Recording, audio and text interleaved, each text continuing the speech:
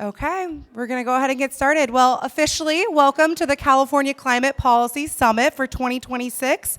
We are so glad that you are all here today to mark the Climate Center's 25th year anniversary and continue to, 25 years! Woohoo! And we're going to continue, of course, advancing all of the hard work that we have ahead of ourselves. My name is Allison Hilliard. I am the Legislative Manager for the Climate Center, and it is my delight to be your MC for the Policy Summit this morning. Okay, I have some housekeeping items that I'm going to say now before we get into our programming. You will all find a QR code at your table, and that will take you to an online agenda where you can also find information about our speakers and our sponsors today. If you already have the EventLeaf app, you can use that to access the same content. I want to acknowledge our sponsors. This day would not be possible without you. We are very, very grateful to our Lumineer sponsors, Sunrun. Let's do a big thanks to Sunrun. Woohoo! And then a many thanks to our other sponsors, and I'm going to list them now. Ava Community Energy, Bay Area Air District, Clean Power Alliance, Climate Action California, Decibel, the Energy Coalition, Heirloom, MCE, Peninsula Clean Energy, San Jose Clean Energy, Silicon Valley Clean Energy, and SMUD. Thank you all for your sponsors.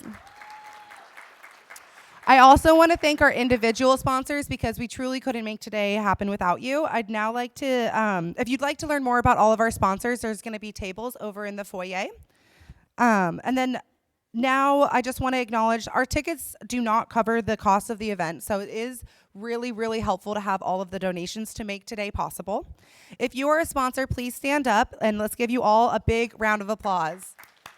Thank you so much.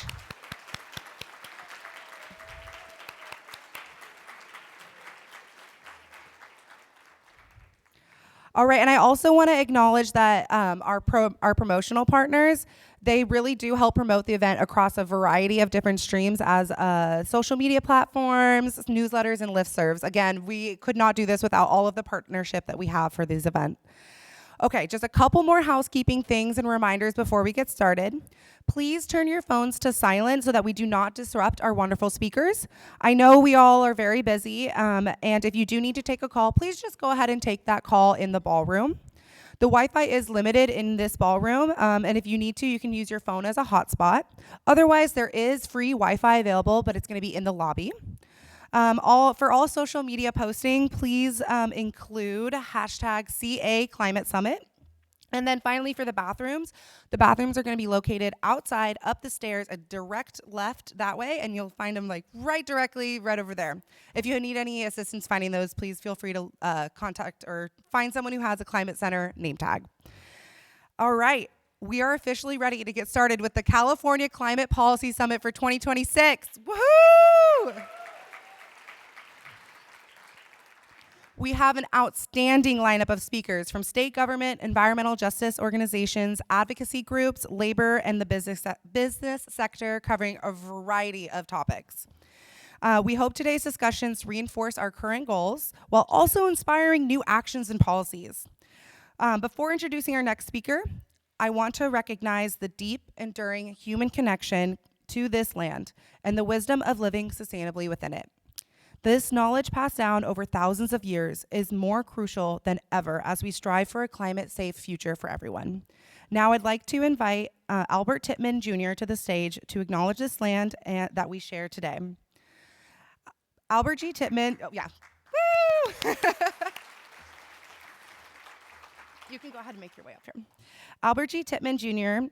Is a proud member of the Nisani, Miwok, Maidu, and Madesi Band Pit River Nation.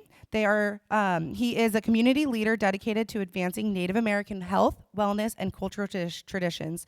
Through his work and leadership, they support his community by honoring and working with their heritage. Thank you so much for joining us.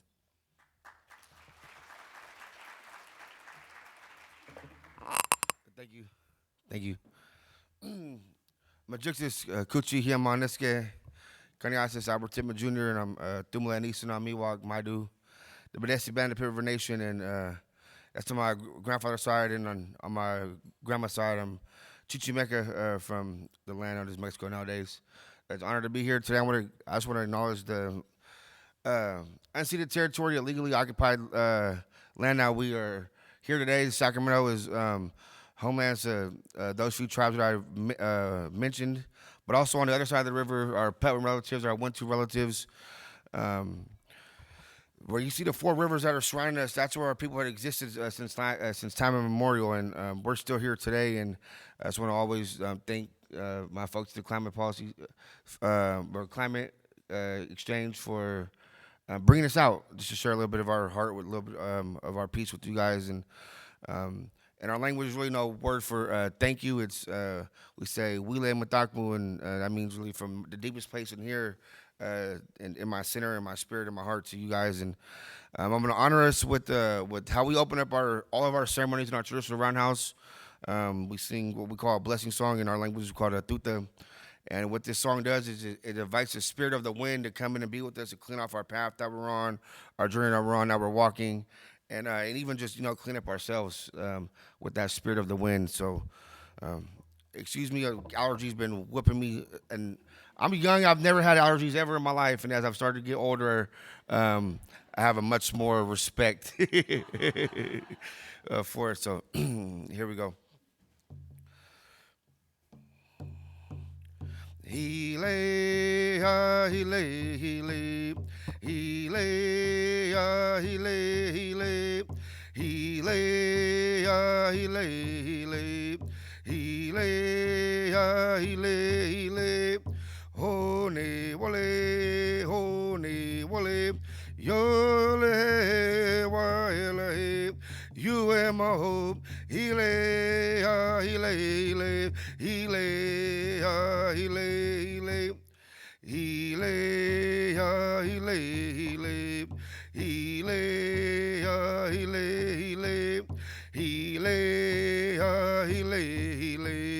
hele, hele, hele, hele. Hone wale, yole waele. You am my hope. Hele, hele, hele, hele, hele, hele, hele, hele. Oh, hey. Oh, I just want to thank Mother Earth, Creator Himself for today, waking up today, for the spirit of the wind, our four-legged relatives, our winged relatives, the plants, the animals that sacrifice lives so we can have our life here today, and for all Mother Nature herself.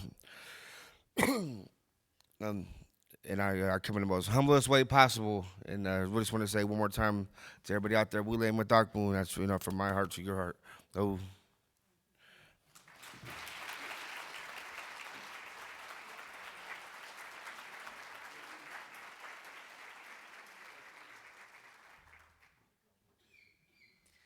Thank you so much for that powerful acknowledgement of the land we are on now. We greatly appreciate you being with us here today. Alrighty, now I'm going to introduce our fearless leader, Ellie Cohen. Woohoo! Some of you may already know this, but Ellie is going to be retiring this year. It is a very bittersweet feeling. She has been a leader in the climate movement for over 20 years and has been an inspiration to so many, very much including myself. Thank you, Ellie, for all that you've done. Can we all please give her a big round of applause as she makes her way up here?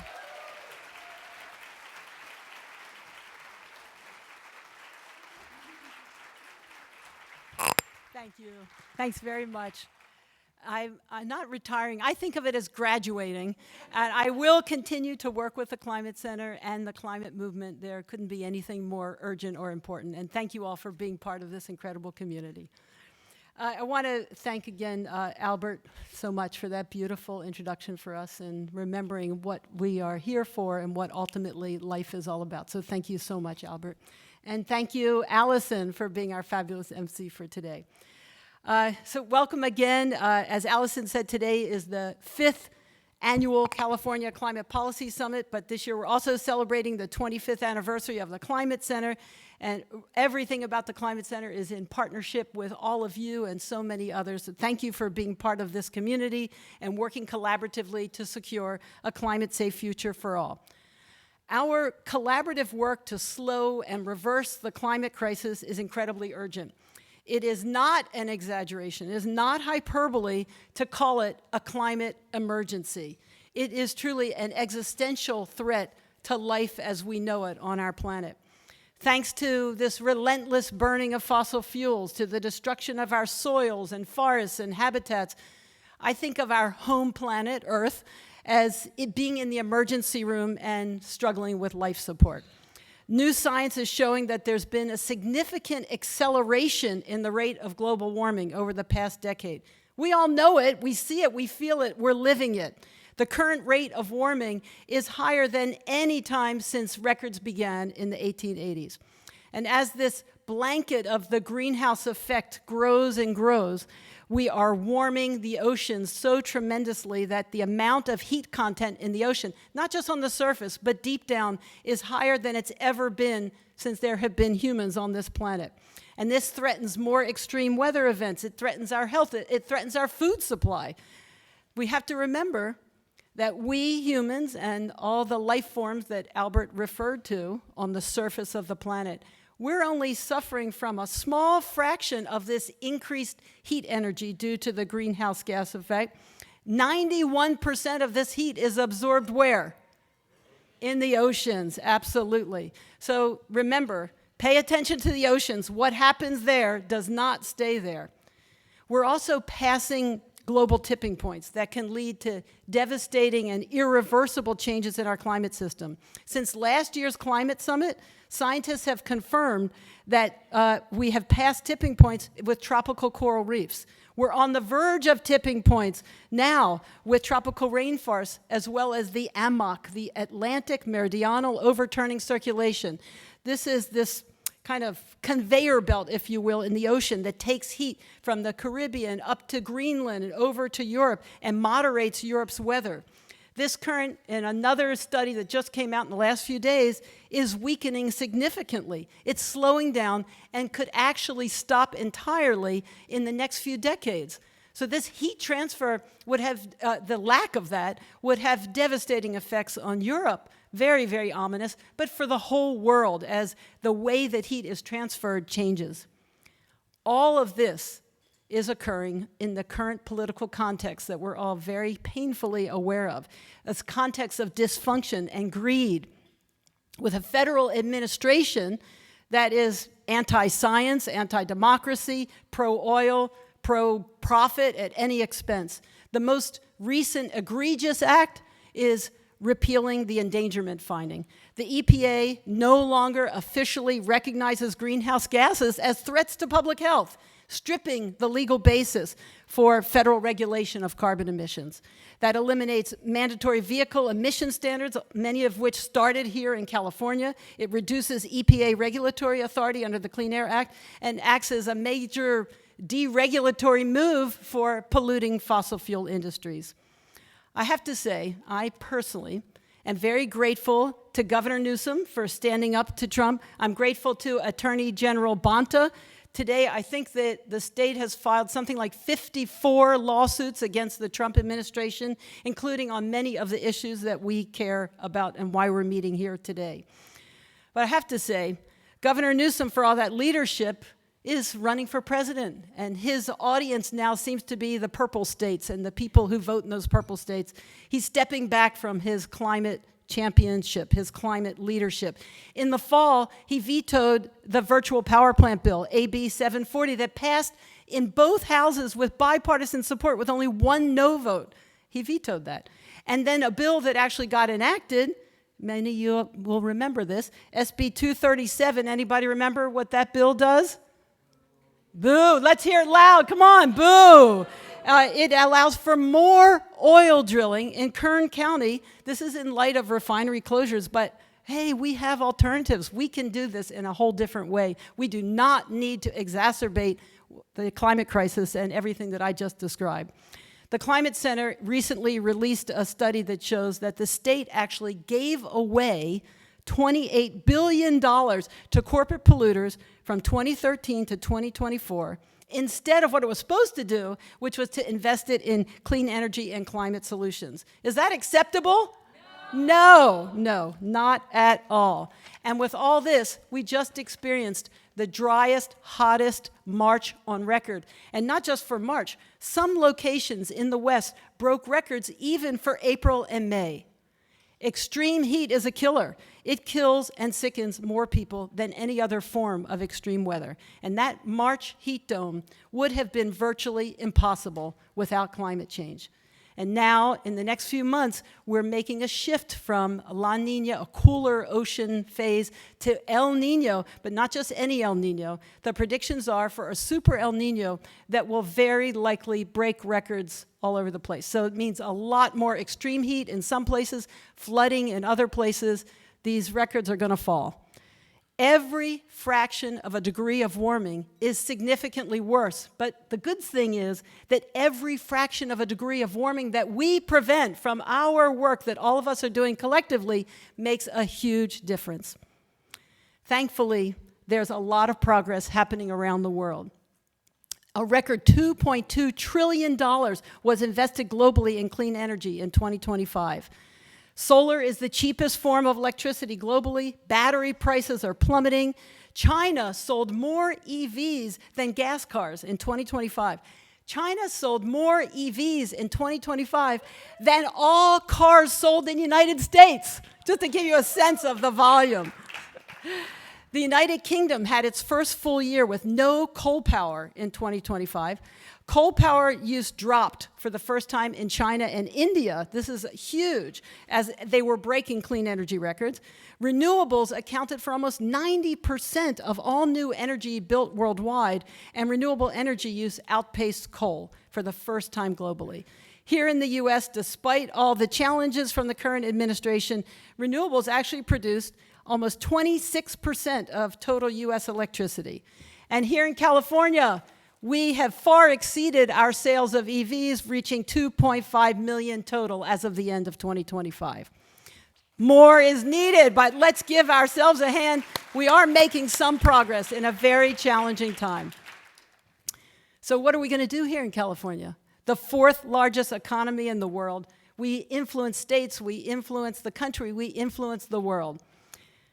We are a big oil state, but we are also a big environmental state and a big environmental justice state. We absolutely cannot afford to only defend past accomplishments from attack. We have to push forward, commensurate with the science. We have to accelerate climate action now. For moral, health, economic reasons, California must continue its bold leadership. To that end, the Climate Center Action Fund recently endorsed two climate champions for governor, Tom Steyer and Katie Porter. I want to urge you to vote for a climate champion. Our future depends on it. California influences the world on climate policy. Can you imagine having a governor that will have a CPUC that will actually want to ensure not profit for investor-owned utilities, but that electricity is clean and affordable and accessible and reliable to all of us? In addition to having a climate champion for governor, we need to have the policies that help us move forward. And we can still make a big difference this year here in California, and that's a lot of what we'll be talking about today. There are several bills I want to highlight that we are actively supporting. SB 913, authored by Senator Becker, the Clean Local Power Act, is a bill that will ensure local clean energy resources, distributed energy resources, will be fully valued in the energy market and compensated so that the state has enough affordable clean energy during times of peak demand. It's time to use the resources we already have out there. SB 1282, also authored by Senator Becker, the Battery Integration and Grid Reliability Act, will encourage the use of smart charging and bidirectional electric vehicles to support the electricity grid for reliability, resilience, and affordability, and authorize the California Energy Commission to set standards. AB 2184, authored by Assemblymember Wilson, will fund annually nature-based climate solutions and secure ongoing annual state funding. It will also support sustainable agricultural practices and ensure that we have water and food security, help ensure that we get the co-benefits for much greater resilience to fires, droughts, heat waves, and floods.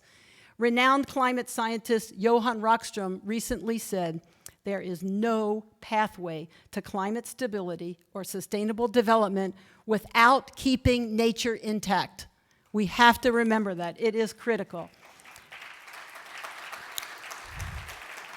And finally, AB 2672 from Assemblymember Hart will replace the oldest, most polluting gas cars with clean EVs and reduce air pollution by assessing a fee on out-of-state gasoline importers. This will help stabilize gasoline supplies during emergencies, prevent price spikes, and provide crucial funding for clean transportation.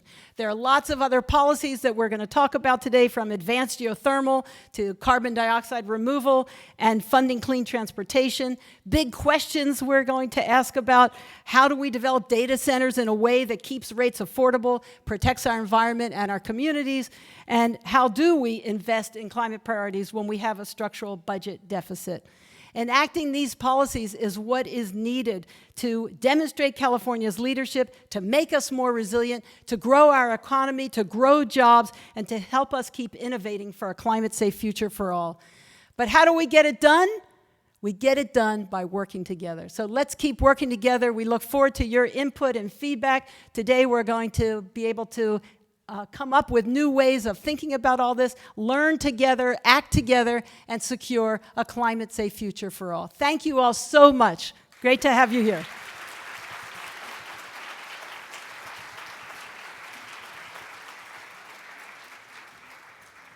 Thank you so much, Ellie. I'm now going to introduce Lynda Hopkins. Lynda Hopkins is a Sonoma County supervisor representing the 5th District and currently serves as chair of the Bay Area Air District and the Sonoma County Transportation Authority Board of Directors. She also serves on numerous other agency boards and committees. With a background in environmental science, farming, and community leadership, she brings a collaborative and sustainably focused approach to air quality, regional transportation, and climate policies. Thank you so much.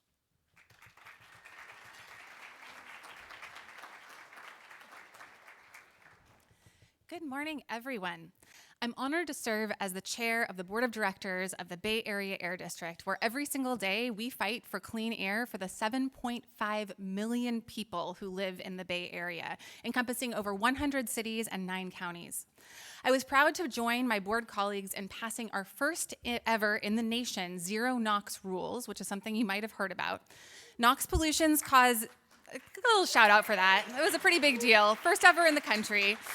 NOx pollutants cause significant health impacts, cardiopulmonary impacts, asthma in kids, and NOx pollutants are especially impactful to frontline communities that live near our Bay Area refineries. We are the first air district in the nation to say to the 7.5 million people we serve that if their hot water heater fails or if their space heater fails, they have to switch to a zero NOx version, which will both increase air quality and also decrease our dependence on fossil fuels. In addition to our first ever zero NOx rules, I'm pleased to announce another first in our climate fight.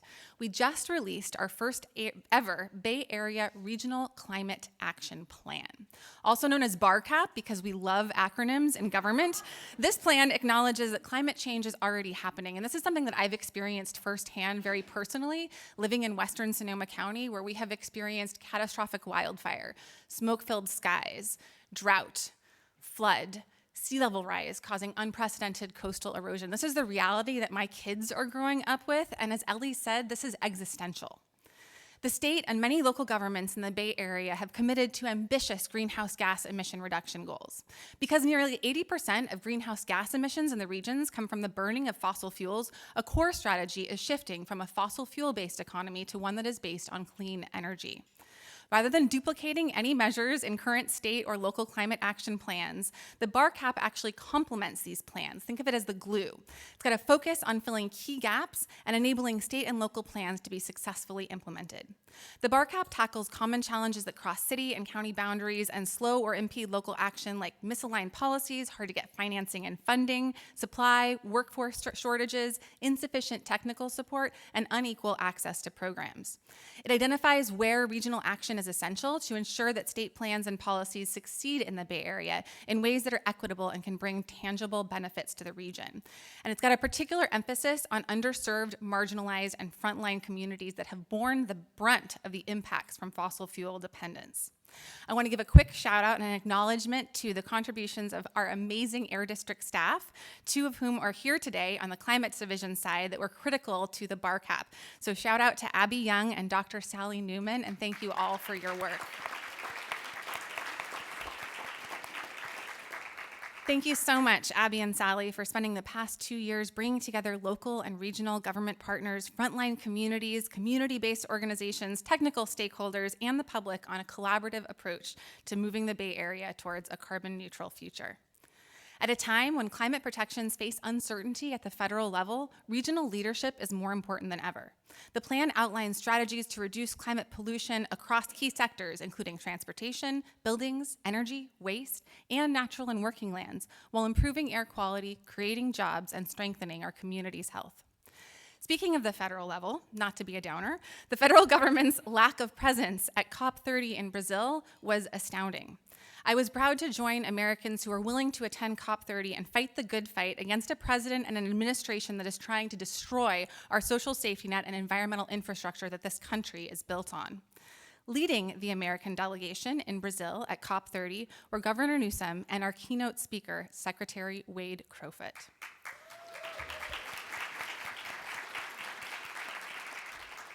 Wade Crowfoot has served as California's Natural Resources Secretary since 2019. He oversees an agency of over 25,000 employees who are charged with stewarding California's forests and natural lands, rivers and water supplies, and coast and ocean. Secretary Crowfoot is leading efforts to achieve Governor Newsom's ambitious environmental vision, including a commitment to conserve 30% of California's land and coastal waters by 2030. He oversees billions of dollars of public investment to protect people and natural places from climate change impacts, and has led efforts to navigate California's record-breaking droughts, floods, and wildfires. Secretary Crowfoot has also initiated a new era of partnerships with California Native American tribes and is shifting how the agency operates to better support all California residents and communities. Honestly, more importantly than that, he's a damn good human being. He's kind, he's brilliant, and he cares about this place that we all call home. And I actually met him way back in Scotland a number of years ago at the COP then, and I think we spent the first 5 minutes talking about our kids and how much we miss them. So with that, it is my honor to introduce Secretary Crowfoot. Thank you. That was awesome. I appreciate it. Hey, thanks. Well, it is wonderful to be here and to see a packed house, as always, for this annual policy summit. I want to start off with a word of thanks, and that is to Ellie Cohen. A lot of us have worked with Ellie for a long time. I have the benefit of having worked with her for quite a while, often collaborating, sometimes you holding my feet to the fire, getting us to move further and faster. And through it all, California's environmental and climate policy is much stronger than it would be without her. So on the occasion of her retirement, please join me in thanking her.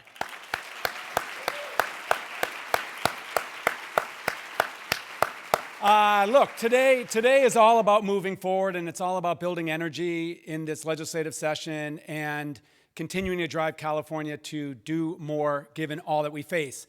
But as Ellie did, let's just take stock of our collective progress, and it's really the progress of the groups in this room. Almost 20 years ago, California caught the world's attention by passing a law to reduce carbon pollution. It was ambitious at the time, some thought foolhardy, result of bipartisan leadership among our state leaders from Fran Pavley to Arnold Schwarzenegger, AB 32. California not only met AB 32, that's one of the first legal requirements to reduce pollution in the world. We didn't only meet it, we met it years early, right? A decade later, and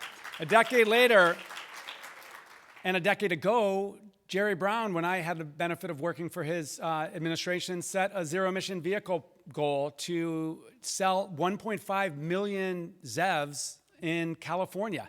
And we got laughed at the time and scoffed at by the auto companies. But guess what? California met that goal and met it years early.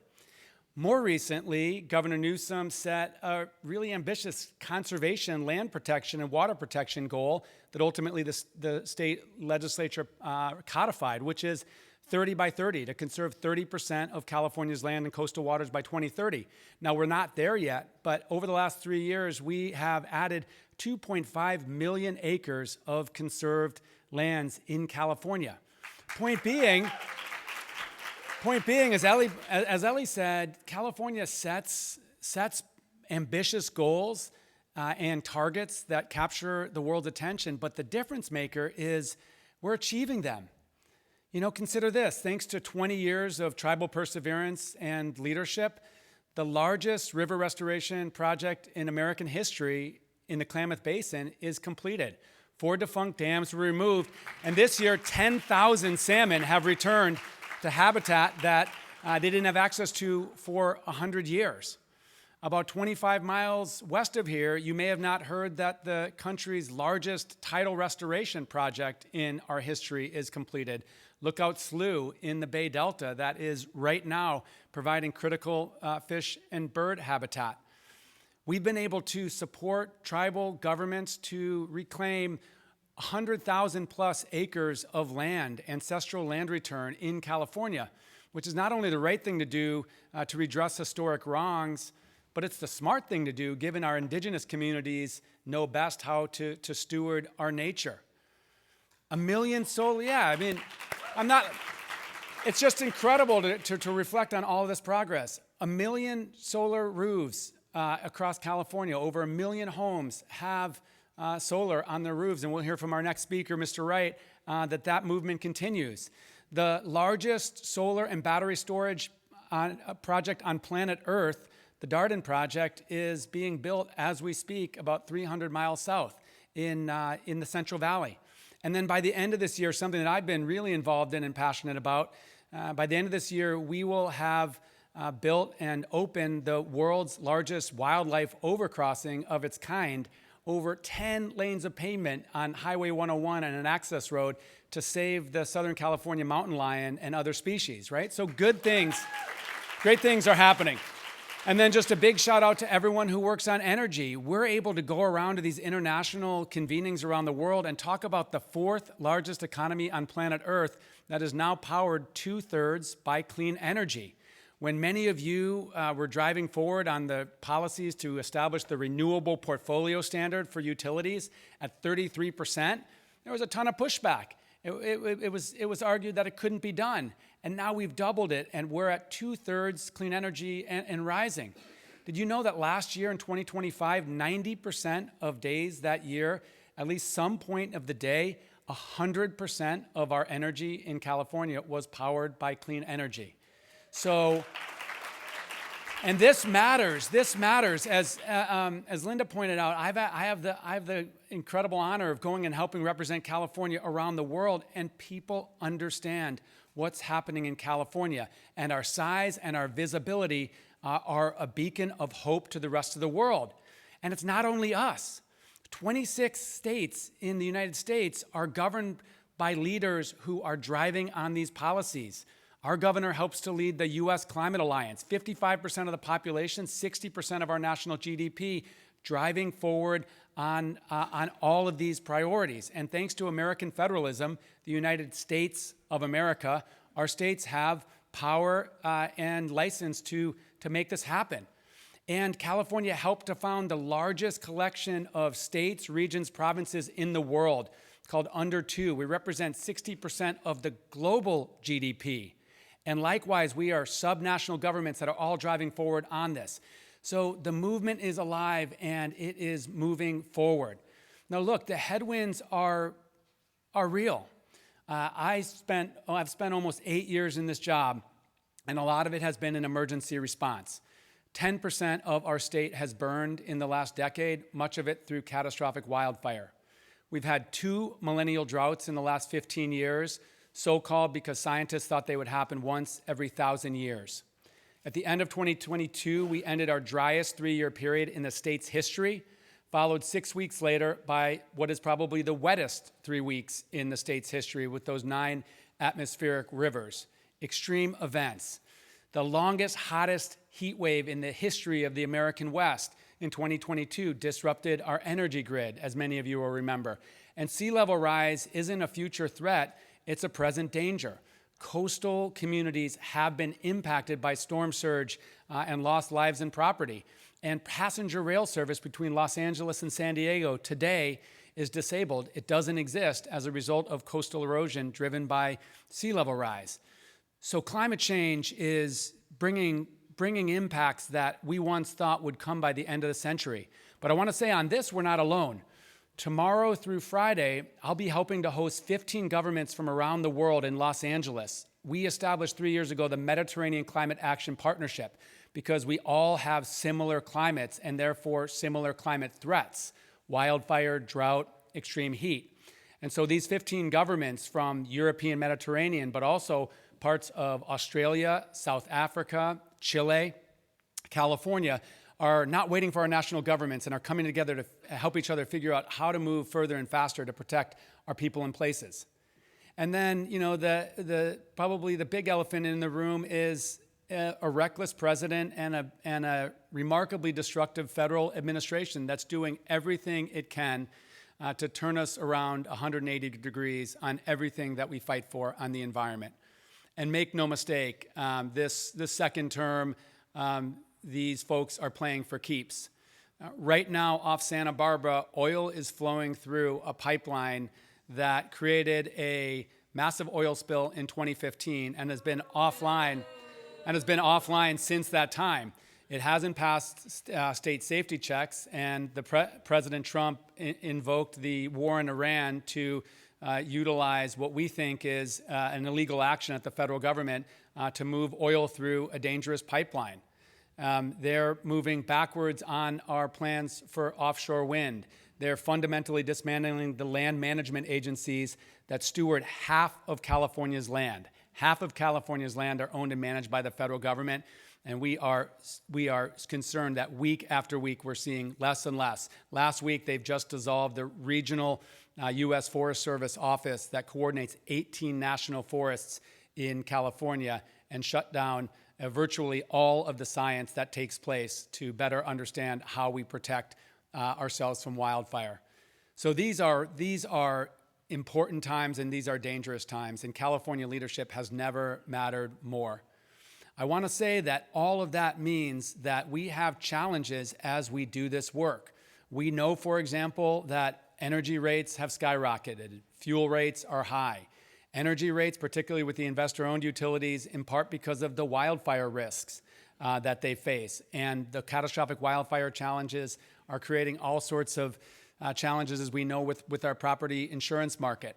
We're in a mid-transition on transportation fuels, and we in government find ourselves in a place where we have to balance our strong focus and ambition and commitment to phase down and out our fossil fuel usage and production, while at the same time keeping fuels affordable so we don't lose our populace in this drive to carbon neutrality.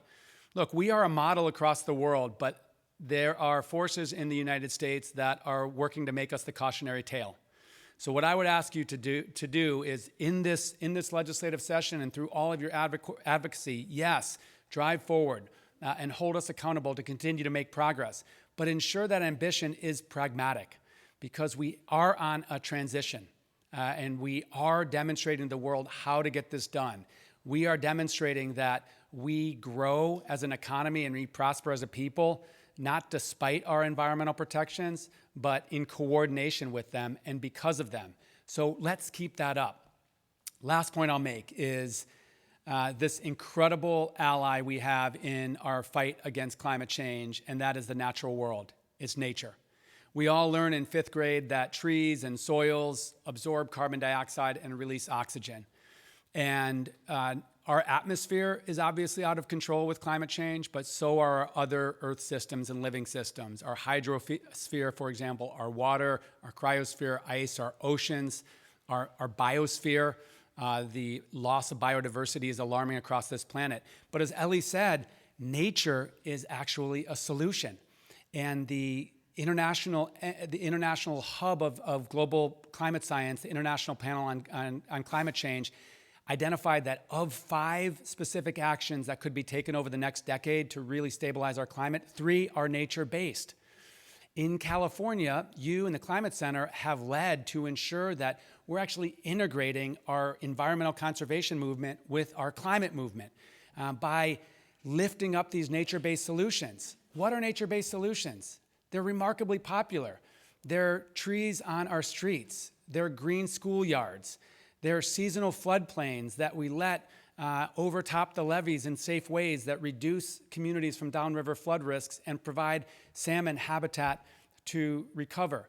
They're getting more organic content in the soil, taking all that organic waste that's leaching methane in landfills and using it to improve the best asset that our farmers have, which is their soils.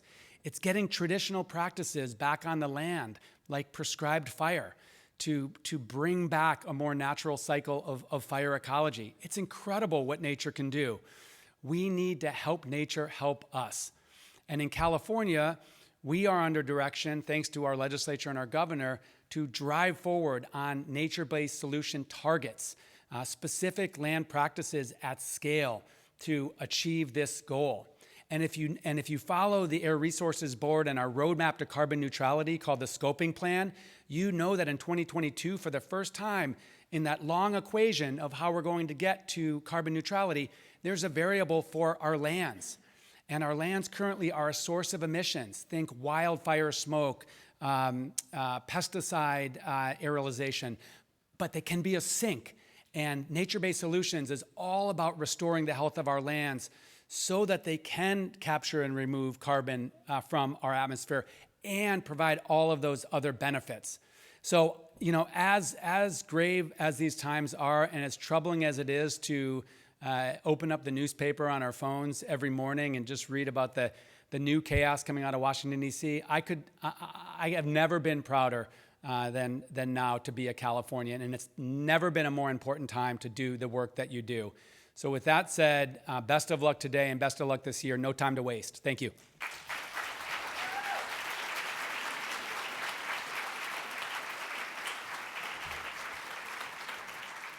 Thank you, Wade, so much for your incredible speech and for highlighting the importance that nature-based solutions have in addressing our fight against climate change.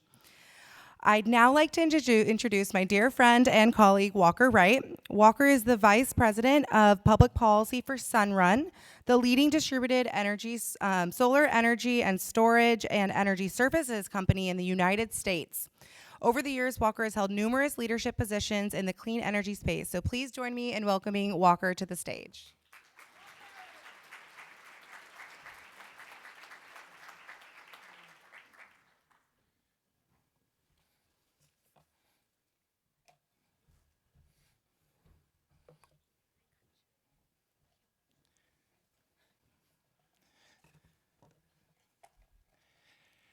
Hi, everyone. Great to be here. To echo on some of the previous comments, this truly is, I think, the best climate conference in California every year. So wonderful to see so many familiar faces, and also just really appreciated some of the history that we are going through as I begin to introduce the topics for this panel that we have coming up. Mr. Crowfoot mentioned the million solar roofs legislation. From a Sunrun perspective, that was 2006-07. It led to the California Solar Initiative, which was the original rebate program that had a goal at the time of 1 million solar homes. Just quick trivia question: how many solar homes are there in California today?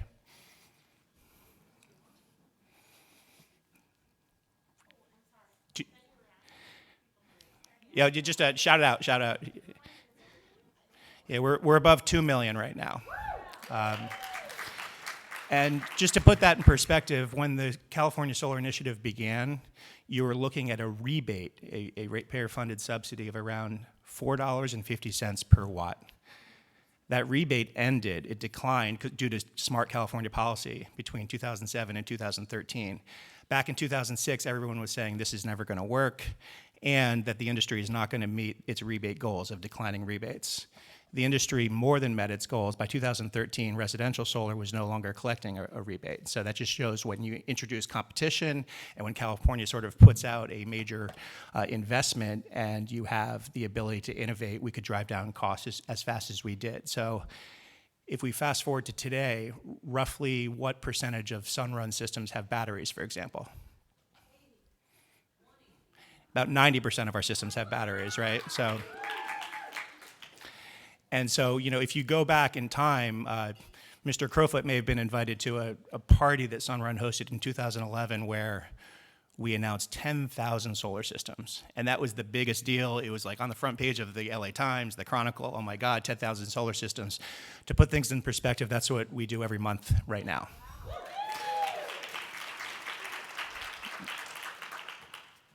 So times change, but you know, part of the conversation today is sort of how can California do better?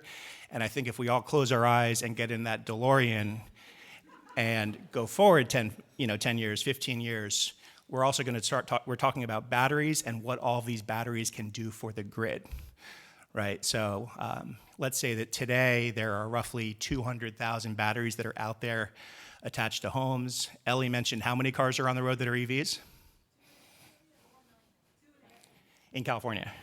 Yeah, 2.5 million. So when you get in that DeLorean and you go into the future, we need to ask ourselves, what can hundreds of thousands of batteries that are in garages do?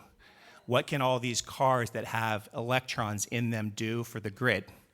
Now things are becoming really innovative and exciting, and you know, the conversation today, and Mary Powell, Sunrun CEO, speaks about this a lot across the country, is how can we leverage these electrons that are out there, that are in batteries, and make sure that those batteries provide those electrons back to the grid when the grid really needs them, right?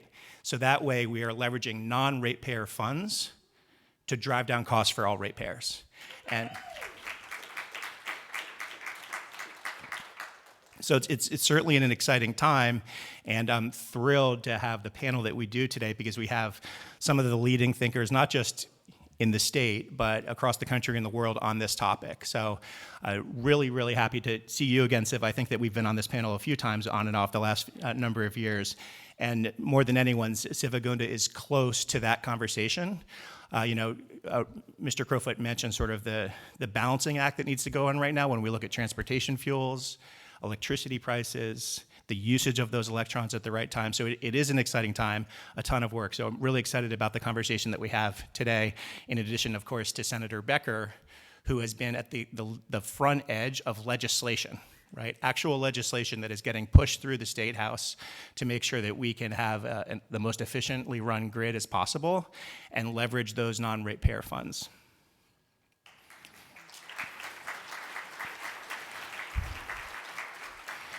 And we're also thrilled to have Professor Leah Stokes, who has done a lot of research on our industry over the years. I've definitely read her work. I've really appreciated it. And it is also doing research right now, really trying to connect the dots between state programs that work, the battery system as a whole, how we can produce the right type of grid that takes all the right energy mixes to move forward as a state.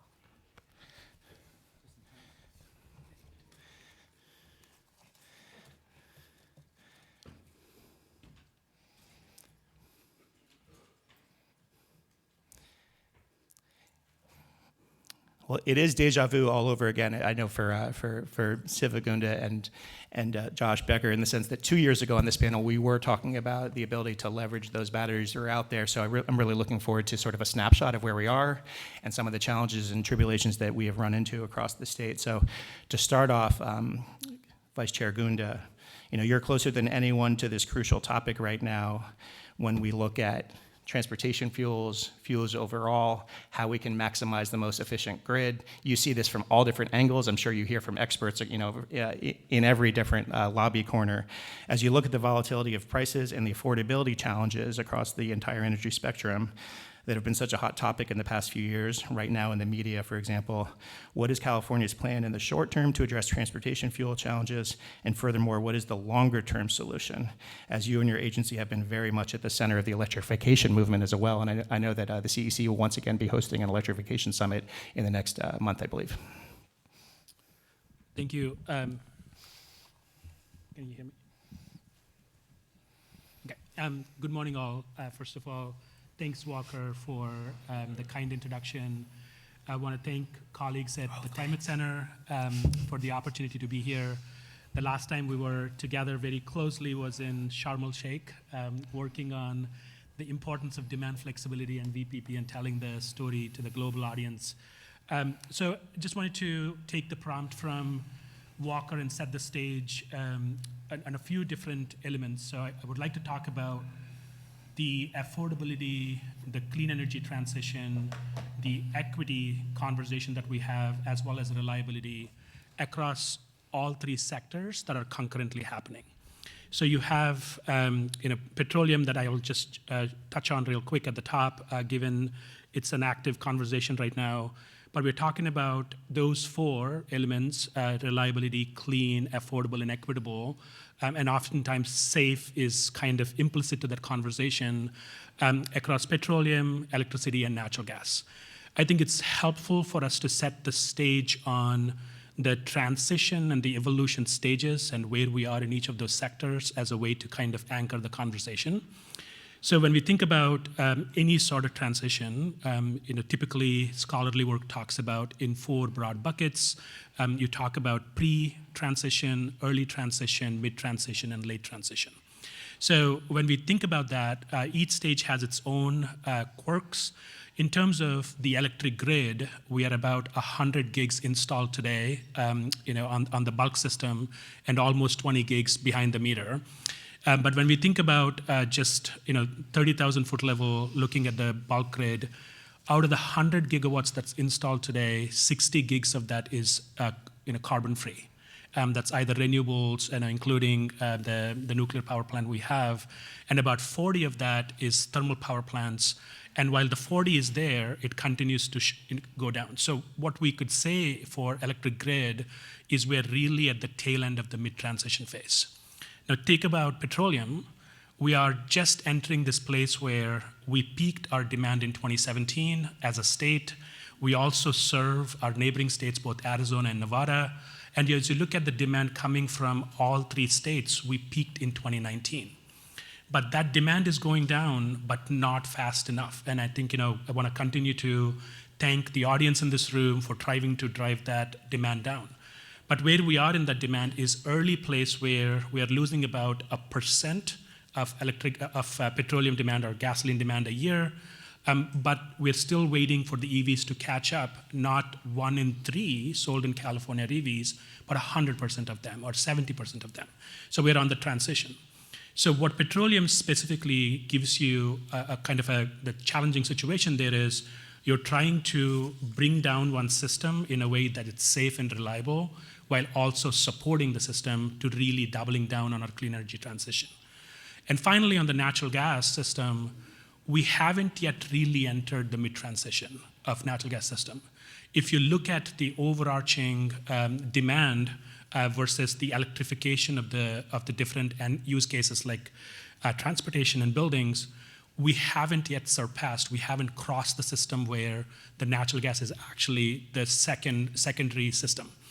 So looking at that and thinking about the natural gas transition, when you think about the principal and the overall mortgage left on the gas system, that's tens of billions of dollars. We haven't yet thought through how we are going to make sure it's going to be affordable. So my kind of continued challenge for our agency, but as a team together here, is thinking about, as Secretary Crowfoot has mentioned, how do we double down on the point B where we are going down And how do we set a modality that we all agree, a pathway that we all agree, and double down that ensures that end state happens, but also do it in a way that people who are already struggling amongst us do not lose out more. And I think that's the challenge.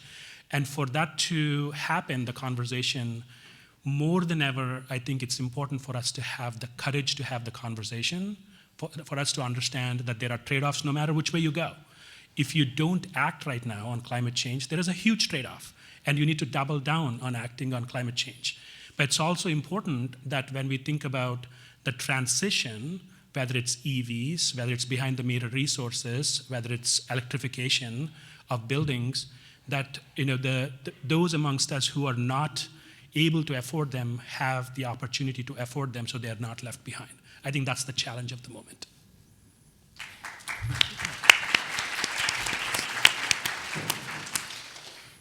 Fantastic. I jotted courage to have the conversation down. That's a wonderful phrase.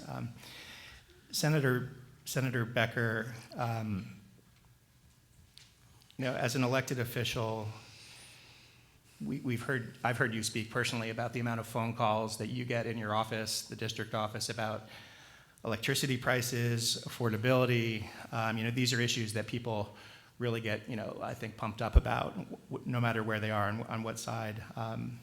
And earlier, Ellie Cohen spoke about some of the legislation that you have this year, in addition to legislation the last few years. So I think that the question is, you've led the Senate Energy Committee, you've seen a spike in interest in consumer-led solutions, which could lead to lower rates. And the question is, how does California continue to innovate? You have a background sort of looking at innovation, investing in innovation, and bring down the rates for everyone, and also achieve the ambitious climate and clean energy goals that are out there so that we can continue to lead the way that Mr. Crowfoot pointed out. Many in this room have followed your legislative efforts in the VPP world. Would love to hear your insights. Yeah, well, thanks. Well, I literally just, arrived in this room and kind of came right to the stage. So I feel a little like Admiral Stockdale, which is, who am I, what am I doing here? That's a deep political reference for some of you might not remember that. But Barry and I did go into the wrong room, so initially. But only for Climate Center when I get here this early into Sacramento. Usually I don't get here, but I am, grateful to be here with all of you. And these two, any panel with these two is a good day. So we can innovate, in so many ways, and it is one of my favorite topics. And there's policy innovation, and then there's the technological innovation that's happening there in the private sector, and then where we're really trying to set the conditions. So in some cases we're funding, whether directly through the CC and the EPIC program. Other times we're trying to set the policy conditions. So innovators in CDR, or innovators in batteries, or in anywhere along the supply chain, can have the right incentives to do their work. So, but fundamentally, so much of our climate policy depends on electrification, electrifying transportation, electrifying homes and buildings. And as long as electricity prices are high, it makes it really hard to do that. So, we need to make sure that electricity is the cheapest option for every place that we have fossil fuels today. With cars, EVs are already cheaper, and of course EVs, we were started a little bit on the back foot with the Trump administration, but now, with the war in Iran, hopefully, people are kind of waking up again to the fact that EVs actually were already cheaper on a per mile basis, and now they're significantly cheaper with the price of gas going up. Heat pumps are sometimes cheaper, sometimes not, and it gets harder to convince people they're cheaper with high electricity rates. So a lot of our policy has to be along bringing electricity rates down, and I'll talk a little bit more about that probably in a later question. Industrial is, we look at emissions, industrial is about 23% of our GHGs in California, and it's one of the areas we've made very, very, very little progress.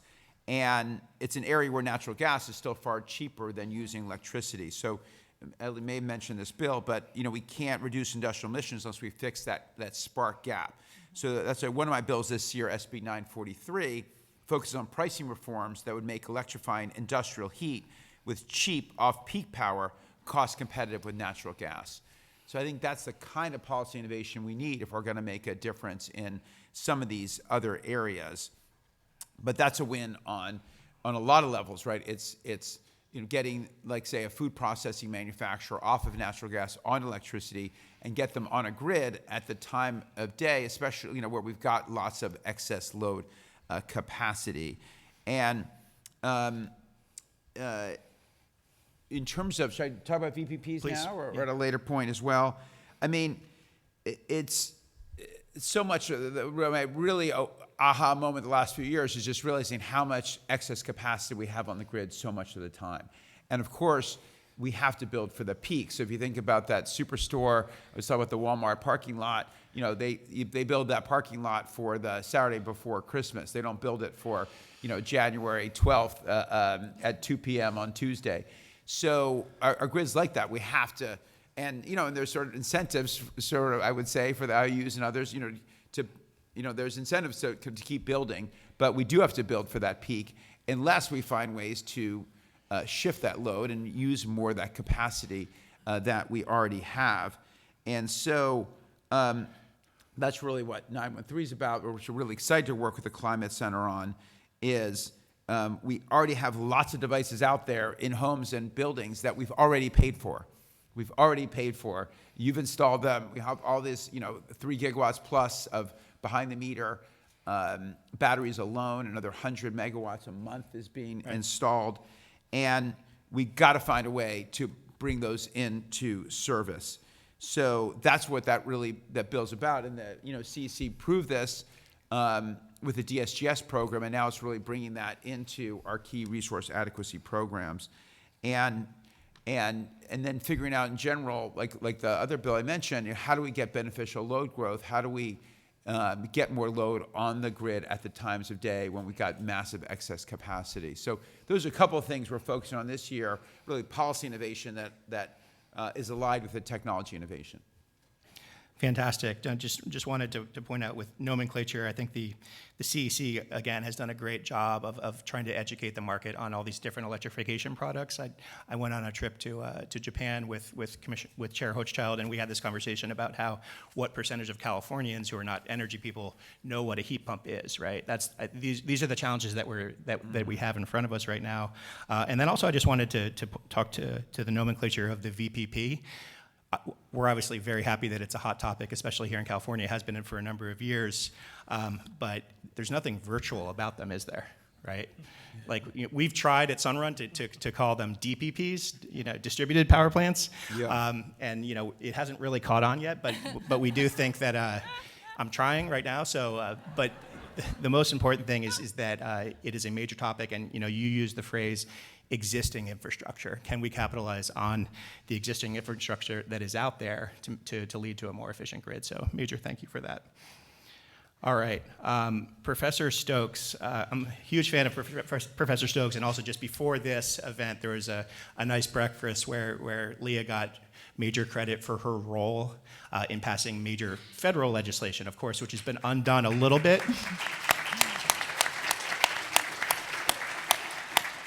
But Leah did remind us, and it's really worth noting that there's a lot still there, and I'll just say from a clean energy perspective, we are continuing to innovate around it and grow, and we're going to continue to fight with Leah on the federal level. So major thank you. But when I look at Professor Stokes' work, she's written extensively on various policy and political trends in the world of energy for many years now, here in California, across the U.S., on a global scale, and Professor, as you take a snapshot of where California is today in terms of meeting its climate goals, always ambitious, as Wade said, and you overlap that with clear challenges of affordable electricity, what specific programs, I've heard you speak about the crucial CalShape program, and it's important for kids.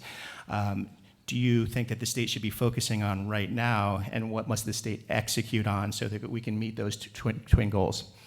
Yeah, thank you so much, Walker, and thank you so much to Commissioner Gunda and Senator Becker. These are amazing leaders in our state, and we're really blessed to have them. The detail that these people have on the electricity side and even the fossil fuel side is amazing, and it's really a blessing to have you in service. And it's also a blessing to be here in a packed room of people who care about climate change. I thought we weren't supposed to talk about the climate crisis, but everybody here seems to think we should. So thank you so much for everything that you're doing. The climate crisis is real. It's happening now. We see it every day in California. I mean, we had a record heat wave in March, right? All of us just lived through that. I think Ellie Cohen, who's such an amazing leader, really spoke eloquently to the super El Nino that is likely coming this year. Will surpass the 1997 El Nino, which some of us studied in climatology. And on that note, I do want to talk about one of the passion projects of mine, which is the CalShape program. What on earth is the CalShape program? It's administered by the wonderful California Energy Commission, and it is a program to help kids in our state have a safe place to learn. How does it do that? It electrifies our schools. And unfortunately, for the past 20 months, there's been $194 million sitting in the coffers at the CEC. It's certainly not Commissioner Gunda's fault. He's been wonderful, as has Commissioner Hochschild. But we should be spending that money. Think about the learning environments that kids in our schools are having right now if they're having heat waves in March. Think about the heat that's coming. And the amazing thing about the CalShape program is that the money that has already been spent is overwhelmingly going to disadvantaged communities. So these are the schools in our state that have lower income kids, that have kids of color who don't have the best opportunities. And that's exactly where we should be investing our dollars. And the good news about this money that's sitting around is it doesn't come from the state budget. It actually came from bills many, many years ago, so it's not pushing up electricity bills today. It's just money that we could spend. And so with a coalition of school unions and school advocates, we've been asking that the legislature this session amend trailer bill language to extend that program, just to let the money go out the door and to have another 200 schools in our state electrify. What an important thing to do that would really deliver for kids. And I mean, when we think about the climate crisis, what is more important than delivering for our kids in this state? Yeah. Wow. The second policy that is actually hilariously related to the CalShape program for bizarre trailer bill language reasons is the Demand Side Grid Support Program. We've already talked about it. This is an amazing program. It is, again, administered by the wonderful CEC, and it is a leader in the world. It is the largest distributed power plant in the world, as Walker would like us to call it, virtual power plant, we would normally call it. It's 1 gigawatt of everybody's batteries and smart thermostats and EV charging all looped together so that when the grid hits that peak day, which evidently is starting to happen in March, disturbingly, but theoretically should be happening in May, June, July, and August, we can get everybody to respond together and bring down that demand. What does that mean? It means that that is delivering the cheapest, cleanest power to our grid. I actually personally participate in this program just because I'm a nerd and I have a battery, and so I'll sign up for everything. If there's a program to check it out, I'll do it. This essentially gives everyday people something like $300 a year to help pay off their investment in the grid. And we actually just a couple days ago, partnered with the CEC to get the data on who is participating in this program. And you'll be very excited to know that the #1 places for participation is not the coastal elite Santa Barbara community, which I personally love, but actually the Inland Empire and the Central Valley. Yeah. And because we have data from the amazing Lawrence Berkeley National Lab, we know that solar customers are getting lower and lower income with every passing year, and the people who participate in the Demand Side Grid Support Program are way more likely to be lower income. Because think about it, that $300 probably makes a much bigger difference to you if you are living in the Central Valley and you're struggling to pay your electricity bills. And so that's exactly the kind of people that we're supporting with this program. And so once again, we need to refund this program, and we could just do it with interest from the CalShape school electrification program. So these are the sorts of things that are ready to go in the state because we have amazing leaders who have been laying the groundwork, and they don't even really require us to do very much. It doesn't cost $1 really from the budget. We can just take some money sitting around at CEC to get this stuff done. Super important projects in the state. The last thing I'll say is that Senator Becker's bill that he was talking about, industrial electrification, is so important. At the 2035 initiative, the think tank we run at UC Santa Barbara, myself and my colleague Eric Massenet, a world leader in industrial decarbonization and data centers, so you can imagine he's rather busy. We did a whole study on electrification of food and beverage, pulp and paper, and chemical sectors. And California, as Senator Becker said, has a really brutal spark gap. And so we need to give these really big facilities access to cheaper power in the middle of the day when the sun is shining. That will cause them to use things like thermal energy storage or batteries, and that will actually make our grid more resilient. And of course, it will electrify, reducing the kinds of pollution that we were hearing about from the Bay Area Air Quality District at the beginning. So these are the things that we can be making progress on now in California. And the good news is a lot of these things don't even cost a lot of money. It's just about tweaking the rules and getting the money out the door that's just been sitting there.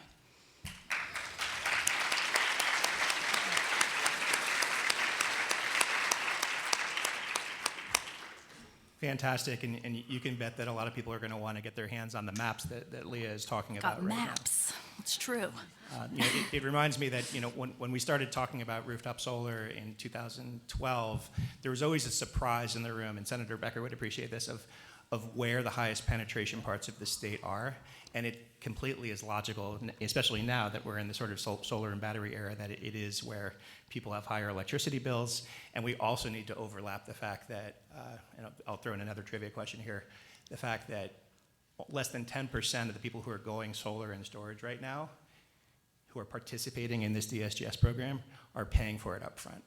Right, so generally, that's like that truth is very against the narrative that gets lobbied in the building behind me, but that's the reality. People are doing it, and then they're saving money, and then they become emotionally connected to the product. They love the fact that their batteries are giving electrons to the grid when it needs it most, participating in such a program. So, Lauren Nevitz here, I think on July 28th, what was the size of the capacity of the exports from all the batteries that went back into the grid?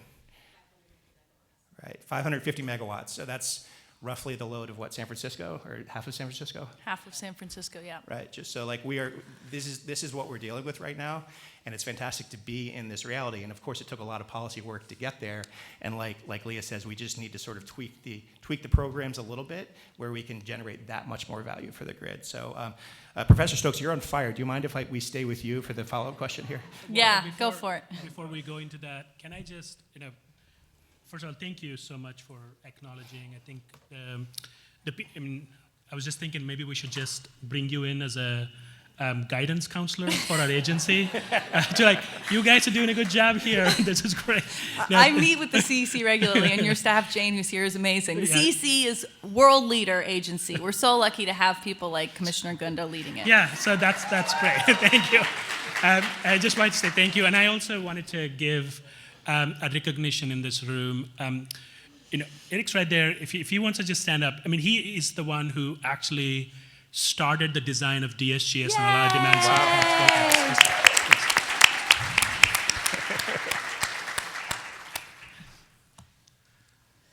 All right, fantastic. No, that is great, and I'm also wonderful to know that Climate Center can continue to be a matchmaker with job creation. So, okay, so we're going to stick with Professor Stokes.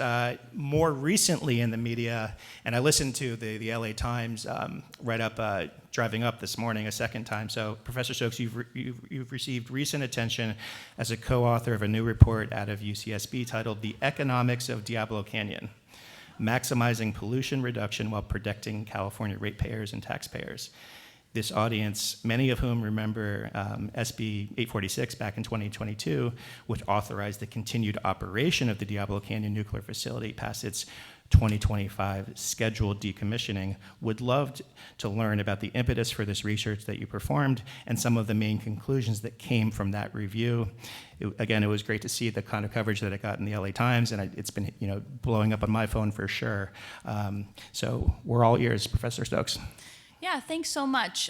One thing I want to say before I dive into the Diablo Canyon side of things is that in 2022, when the loan was authorized by the legislature, that was also when DSGS was created. And I just want to point out that while the promises to PG&E have been kept fully to give them all the money that they wanted for this plant, the promises to the DSGS program have not been kept. So just 35% of the money that was supposed to flow to this amazing virtual power plant, distributed power plant program that we're talking about has actually flowed. And in the meantime, the rest of that package, which focused on the nuclear power plant, has been fully kept. And so I think we should think about as a community, what promises are we keeping and which ones are we not? So for those of you who don't know, Diablo Canyon is the last nuclear plant in California. It is, of course, a carbon-free resource. And I want to say that right up front. It's very important that we keep carbon-free resources on the grid. When we have seen nuclear power plants go offline on the East Coast, we have seen them overwhelmingly be replaced by gas. Dirty gas, for example, in New York, in the 5 boroughs of New York City, when they shut down their nuclear plant, it poisons essentially kids of color. And so that's not a better outcome. However, this plant was slated to close, and in 2022, those of you may remember, it was a really hot summer. There were very big concerns that the grid could go down, and Governor Newsom was on the radio and on TV trying to beg people to not collapse the grid and create a Gray Davis-style situation. So in that context, PG&E was brought to the table, and they said, what do you need to keep this plant open? That process was not very public with the legislators, let alone the actual public, and PG&E was able to really negotiate what we view as a very sweetheart deal that circumvents the normal Public Utility Commission process. A lot of focus has been on the loan that was given from the legislature to PG&E. For those of you who don't remember, it's $1.4 billion.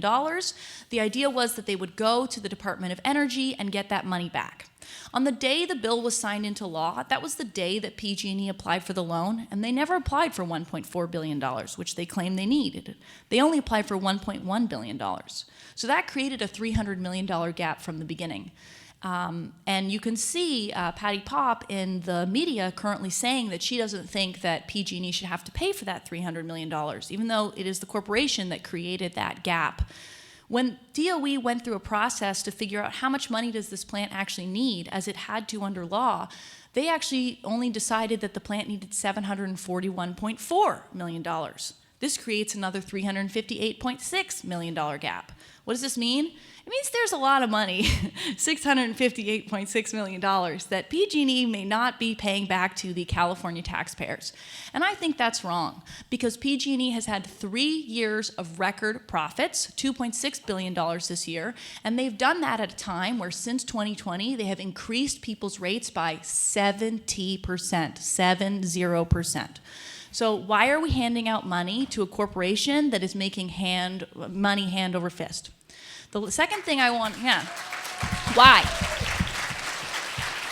I mean, so we calculate that if they were to pay that back with the profits that they are making, it would just be 6.25% of their profits every year from now till 2030. It's not that much. They can afford to pay back the people of California. The second thing I want to point out is that there was also ratepayer deals as part of that. They're come in 4 categories, and there's a report. Here it is. You can download it online. We have some copies too. But they come in a lot of language that makes them hard to understand. Essentially, they are corporate giveaways, for lack of a better term. And the most disturbing thing is that these are corporate giveaways from every single ratepayer in California, which is a cost shift. Maybe you've heard of a cost shift. I heard it had something to do with solar. It's weird. Seems to have something to do with PG&E in this particular instance. Never heard of the term. So if you're a CCA customer, as I am, or you are an SCE or SDG&E customer, you're paying for this plant. That is against the Public Utility Commission process that we have. And all of this was done in sort of a last-minute deal that was sort of given to the legislature without a lot of oversight, and certainly not even with the Public Utility Commission part of it. So we calculate that if that money was stopped in 2027 onwards, it would be $1.84 billion back to the ratepayers. That's $250 back to PG&E customers, $80 back to SCE, and $60 to SDG&E customers. That's a lot of money. And I'll say the last thing before I stop is that there's a lot of conversation about refunding the CalShape school electrification money back to customers. That's $2 a month in San Diego gas and electric territory, a total of $24. So we're going to screw over our kids, not give them a safe learning environment for $24 back, and it's only to San Diego customers. If you're PG&E or SCE customers, you're not getting that much money back. But why aren't we thinking about these kinds of issues, which are 10 times as much money back to customers? So that's really what the report says, and you're welcome to read it online.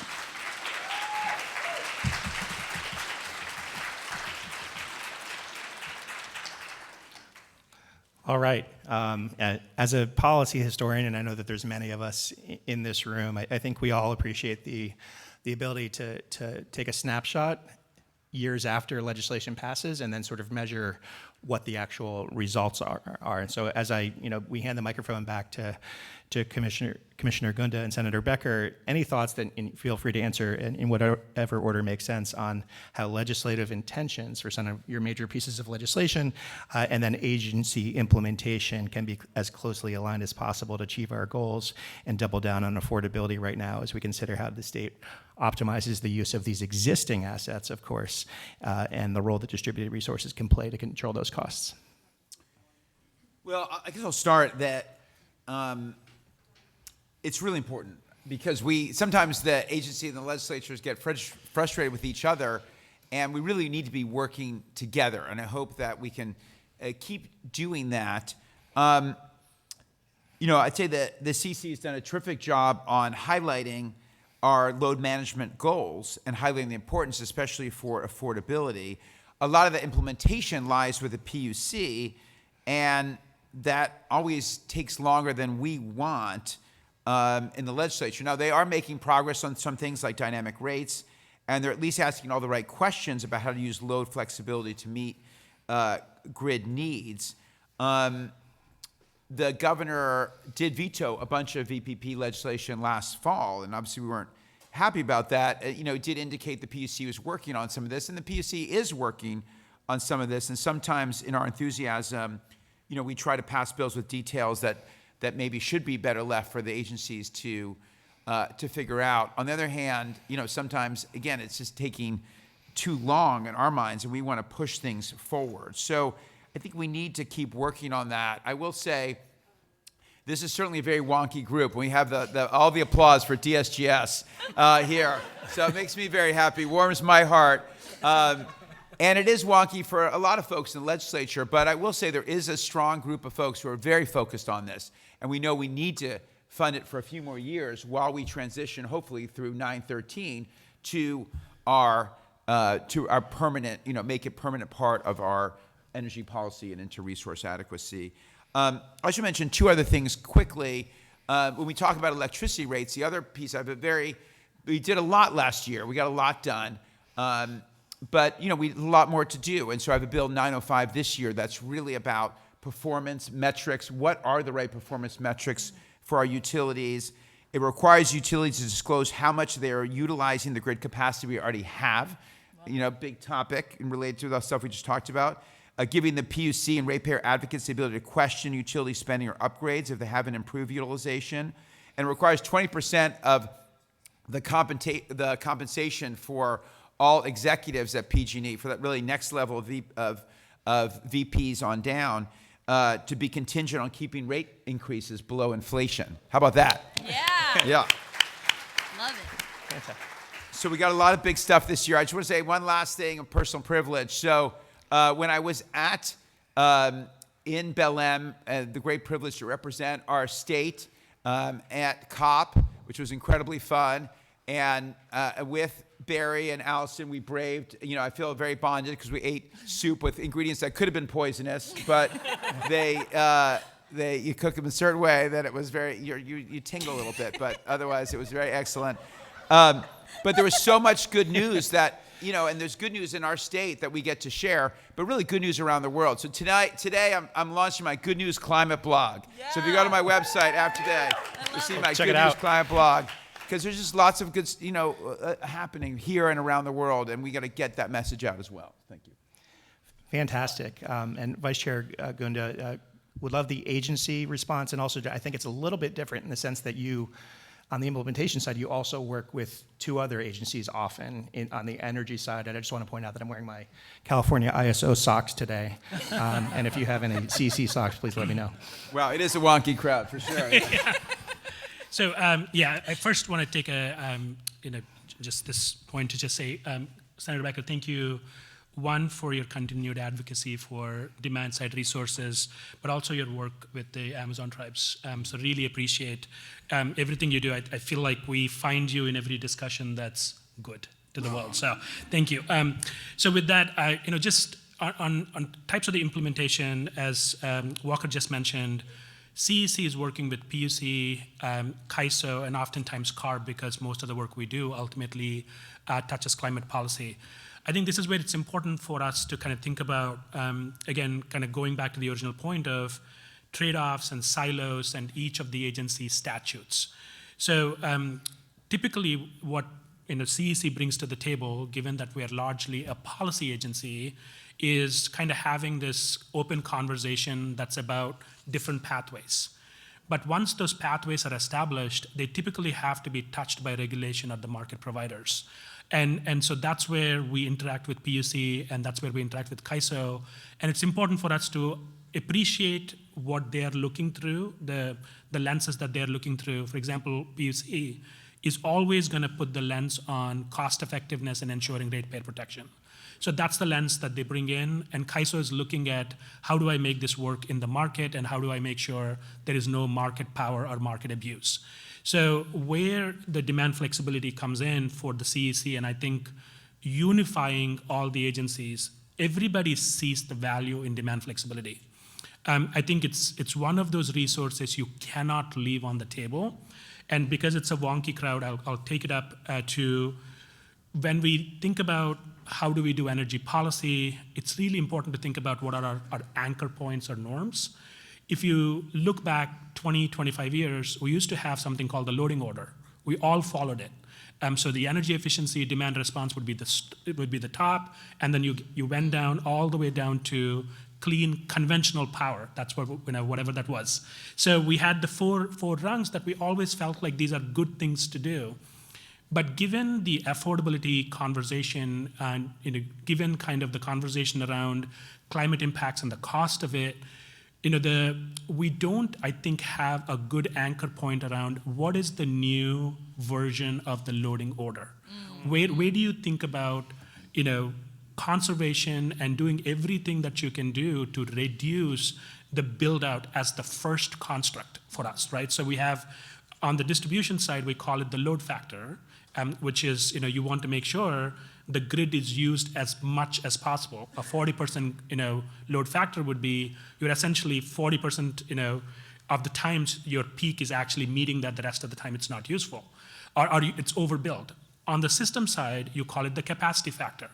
So I think it's important for us to make sure how do you optimize that build out, and demand flexibility both at the distribution level and at the system level is core to that conversation. And oftentimes that is kind of left out because it's not a part of the integrated planning. For example, when we do an IRP or at a TPP, or demand forecasting, how well are we integrating the demand flexibility into the overall paradigm? So it's a given. It's a given like energy efficiency. It's a given that we're always going to take care of that first before we build out. Here's the issue that we need to think through. If you think about the system side, when we talk about reliability, you're talking about if my system load is 100 megawatts, I am going to create a cushion of another 18 megawatts, right? That's the PRM or the planning reserve margin to make sure that I can absorb supply disruptions, I can absorb higher demand. But as you come down from the system level to the distribution level, going to the substations and so on, you're adding that planning reserve margin over and over and over again because the coincidental noise becomes more and more as you go from top to down. Meaning, if you look at your CAISO app today, you will see a smooth kind of demand. But as you go down all the way to your local distribution substation, it's very noisy. So that noise, because it's going to be 150 one day and 50 one day, The idea is let's build it to 150 or 200. But given that you have EVs, given that you have distributed resources, is there a way for us to maximize its value at that distribution level so you don't have to overbuild, which have a direct affordability opportunity? And I will just say, I think the Energy Commission, PUC, CAISO are all unified on the vision and opportunity. It's about making it happen. Really well put, thank you. And a wonderful way to end today's conference.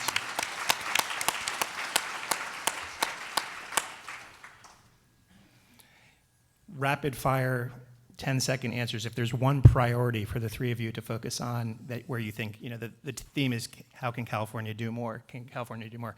There's one policy that we should focus on in the next year or two?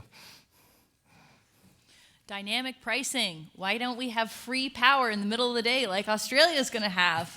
Sounds great to me. Senator Becker. First, I thank my team, Ken and Erica, for all their help and all their work on this. I'd say, everything in climate depends on abundant, cheap, affordable energy, and that to electrify everything. So that's my number one priority. I wanted to go last because I could just claim the two, but I would just say, the transition is happening, especially on the fuel side. I really think we need to future-proof vulnerable amongst us. That's labor. That's ensuring that there's a labor transition money.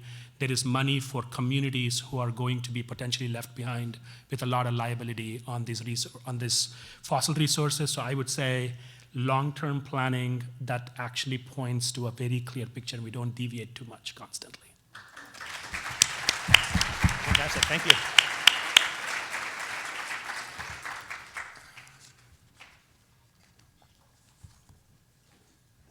Is that it? We done? Well, yes, thank you so much for joining us. You're more than welcome to take the stairs over there. Okay. Okay. They're booting us. Oh, it's so nice to see you again. Yes, of course. Nice to see you. And a very happy birthday to Senator Becker.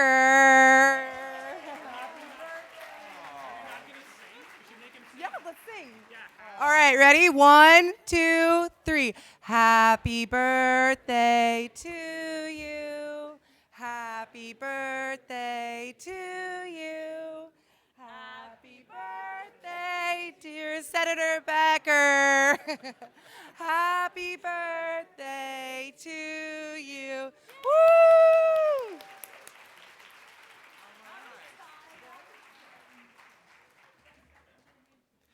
All right, well, what a wonderful panel. Woo!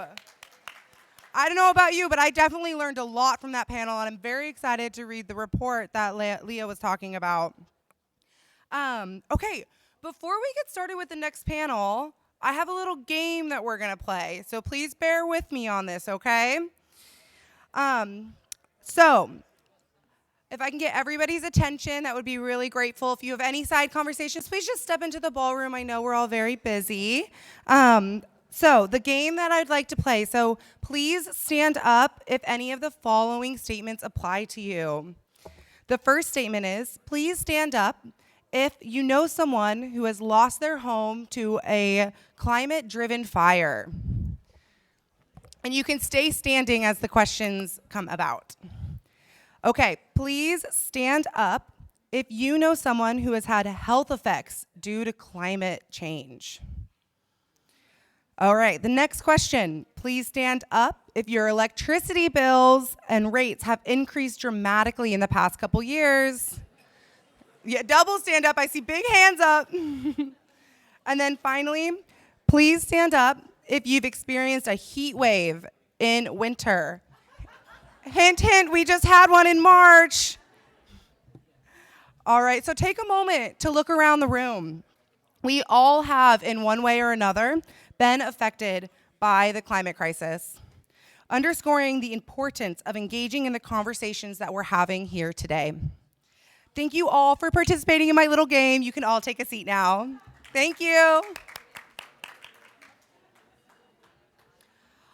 Okay, it is my pleasure to introduce our next moderator and our next panel. I'm going to introduce Sammy Roth, who writes a newsletter about climate and culture called Climate Colored Goggles.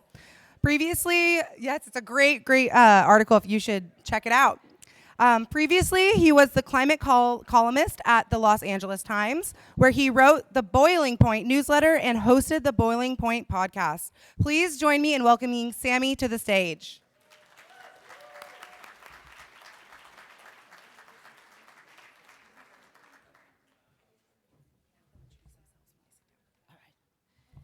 All right. Excited to have a couple of state lawmakers up here for the Climate Leaders panel. Let's just bring everyone up to the stage. We've got Assemblymember Jacqui Irwin, Assemblymember Isaac Bryan, and Senator Jerry McNerney. So let's just welcome them up, and we'll get talking.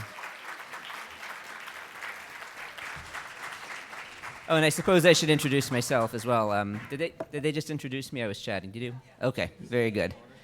I was at the LA Times before. I write the column Climate Colored Goggles now, and if anyone wants to know where they can get that, I have cards that I can give out later. Thank you all for being here for this discussion. This being the Climate Leaders panel, I wanted to start by asking a question about what climate leadership means in this moment. We've gotten pretty into the weeds so far this morning. There's been a lot of acronyms, and Barry Vesser asked me to avoid acronyms as best we can. So we'll try to do this one a little bit differently, if y'all don't mind. Starting with a broad question, on the one hand, we've got the Trump administration obviously trying everything they can to undermine California's climate leadership. So, undoing all the solar and wind tax credits and going after our ability to regulate vehicle emissions. And, so all of these attacks that kind of put us on defense and trying to defend our abilities. And then on the other hand, we've got the impacts of climate change getting worse and worse. We just had the terrible, March heat records, and snowpack is melting. And so that kind of is putting us in a place where it's like, okay, we kind of feel like I would think, have to be playing offense because the impacts of climate change are getting worse all the time. So it's this awkward position to be in where we kind of feel like we have to play defense, but also shouldn't we be playing offense? So that leads me to want to ask you guys, what does climate leadership mean in a moment like this? What does it mean to be a climate leader right now? So let me just, Senator McNerney, I'm going to put you on the spot first since you're physically closest to me. We switched places here. Oh, well, that's your mistake then. What does it mean to be a climate leader in this moment? Well, good morning, everyone. Hey, what a pleasure to be here and see how much energy there is, literally, in this group to move forward and protect our climate. What does it mean to be a leader? I'll tell you what, until we make this a bipartisan issue, we're going to be seesawing this back and forth. We need to get both sides of the political spectrum on board to make these climate policies sustainable year after year so that real progress can be made. And so I think that's a key issue. There's other things I want to say about what's happening in the Middle East. Basically, what that conflict is showing us is how we should be transitioning to clean energy. I mean, this is a real opportunity of seeing that how valuable these resources are, that we shouldn't be burning them all at once in one generation, that we need to transition away from depending on those forms of energy that are attacking our climate and making our lives at risk and future generations peril for what we're doing today. And one last thing, the Artemis program, which sent people into space around the moon, the farthest that any human being has been from Earth, has also sort of energized the idea that we need to protect the Earth. And so if we can sort of move in those directions with people to see what is at stake and what the future can look like if we take this path forward that we're already started on, and to see that California is really a leadership position with policies that are transitioning us away from fossil fuels, I think we can really make a big difference. And I thank the program, and I thank you all for being here this morning.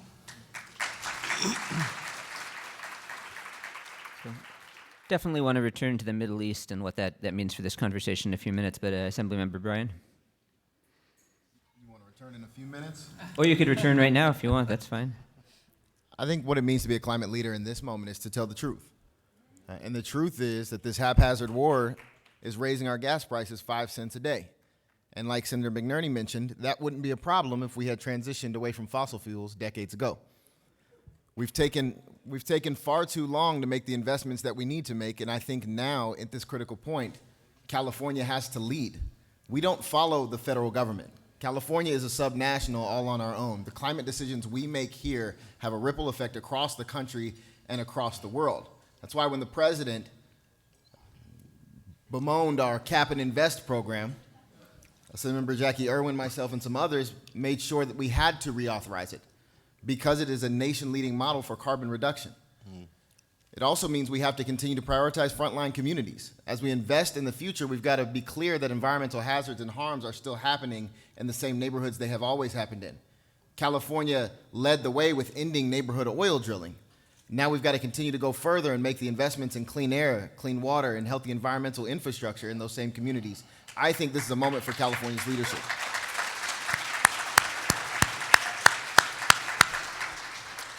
Yeah, given what's going on at the national level, the climate leadership looks just like what California has been doing over the last few years. We continue to push policies forward. We focus on affordability. We focus on sustainability. And then what we want is the rest of the world to follow, to look at this is the right way to do things. And certainly we see that with Quebec and Washington wanting to link with our market. But I also want to just address Senator McNerney's point about having bipartisan support. I was on the city council in Thousand Oaks, and it was a very Republican city when I was there. I was the only Democrat in 25 years. And yet, if you look at what Thousand Oaks was doing, their cars were all on renewable fuel. We had open space. We invested in solar. We went 100% off the grid at our wastewater plant. And it happened, Tom Steyer back in 2014 came down and said, how are you able to do all that in a Republican city? And so I explained, well, it all depends on the messaging. You could talk about, to Democrats, you can talk about climate change, you could talk about clean air, you can talk about the future for our children. And then to the Republicans, you say, if we make these investments, energy is going to be cheaper in the long run, and national security is a big issue, and we really need to look at having sustainability in that community. So I think it is critically important, first, that we lead, set the example how we can do this in an affordable way and meet our goals, but also to bring the skeptics along. If they don't believe in climate change, there are certainly some values that they have that align with what we're trying to do.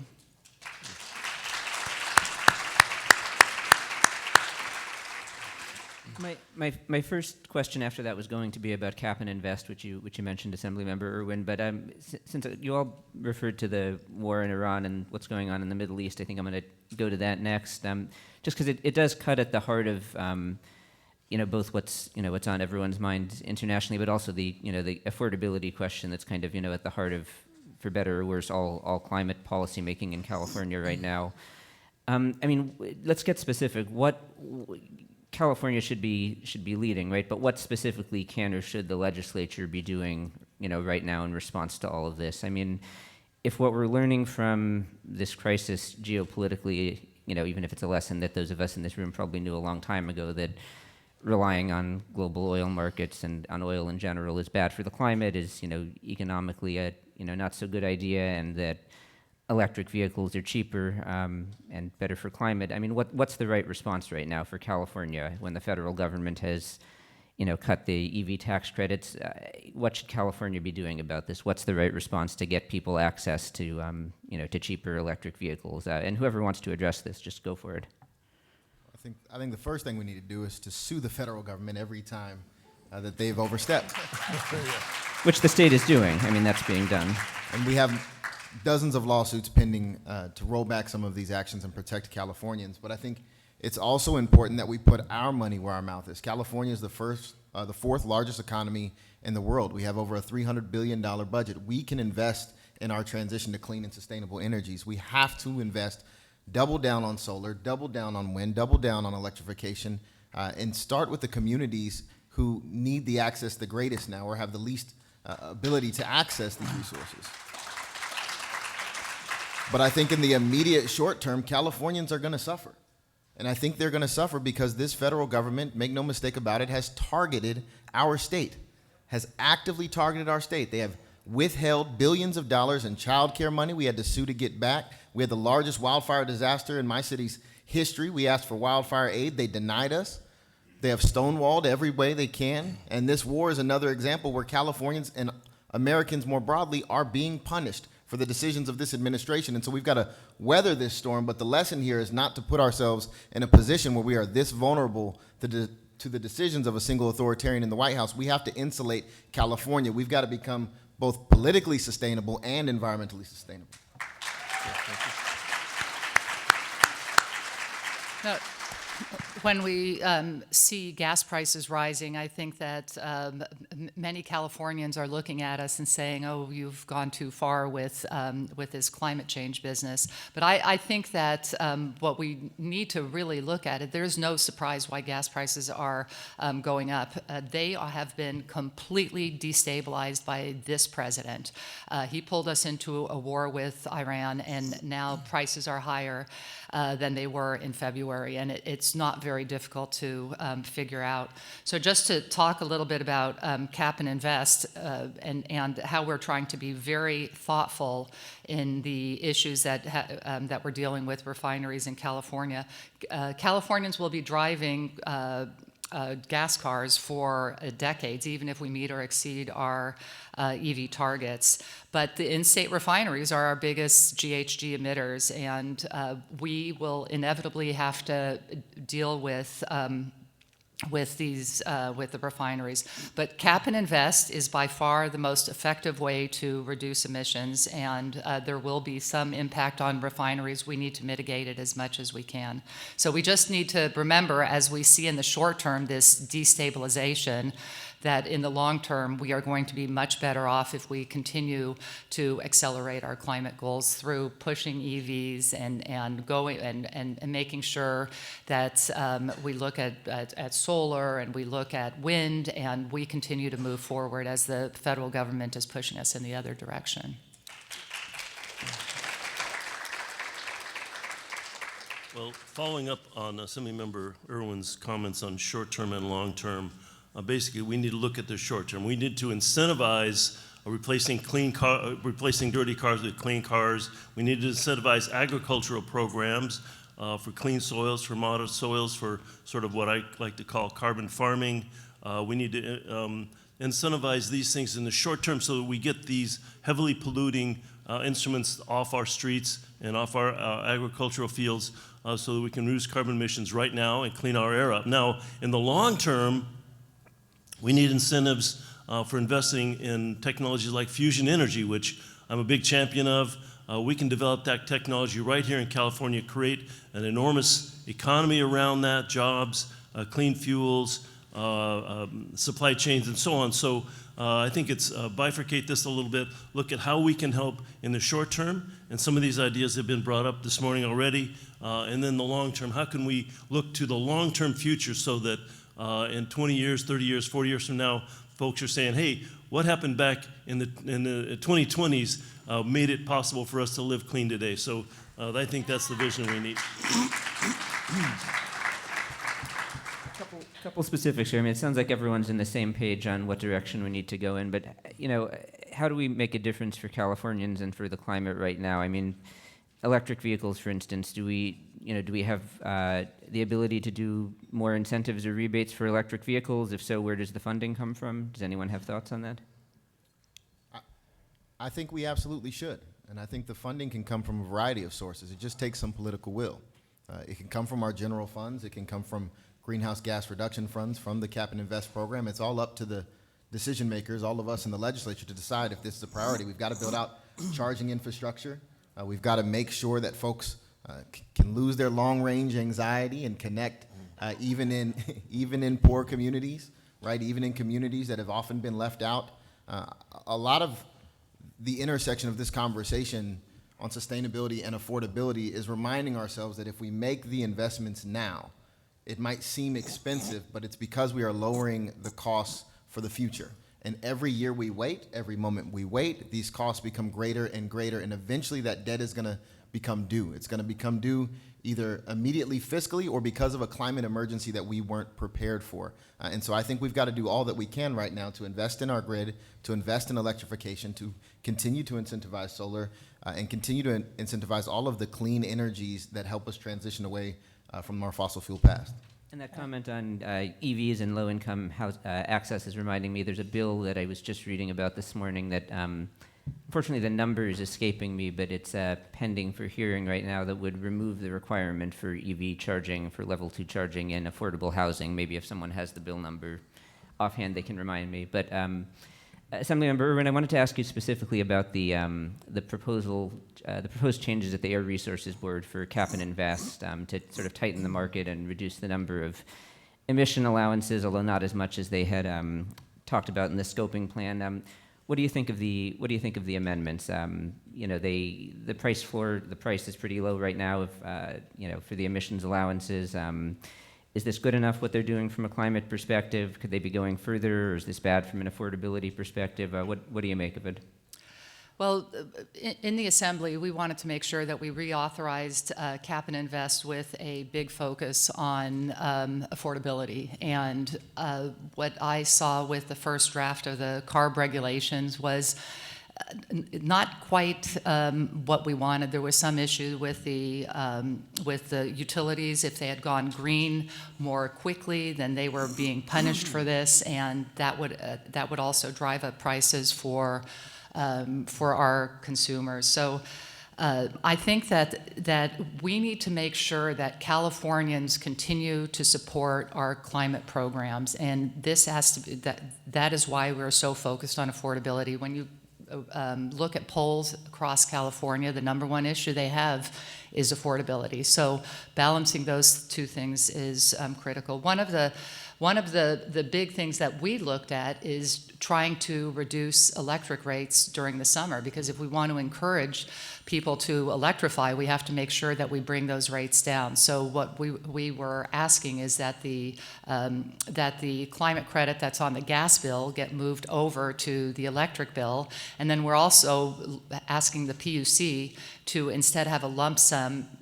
Instead of having a lump sum, to make sure to use it to reduce the rates during the summer, which would have a big benefit for a lot of our consumers, especially during the summer. So those things, the gas allowance moving over to the electric bill, I think it was going to happen in 2039. That's one of the things that we really hope that in the next set of regulations will change. But I think they are really trying to strike the right balance there. And they have had CARB has received a lot of letters, I'm sure, from many of you, in how we want to refine those regulations, and we'll see what they come out with. Yeah.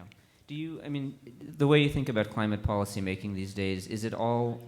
do you view everything through an affordability lens, or is there a way to think about climate that is not just affordability? I know that's what the polling shows. I'm just curious what your personal... I think we again, as I mentioned, we absolutely have to meet those climate goals. We've set our goals for 2030 and 2045. We're not on track at the moment to meet those goals. I'm sorry? I don't think we're on track at the moment to meet those goals. Well, we're looking at a 40% reduction by 2030, and that's what the CARB scoping plan has right now. So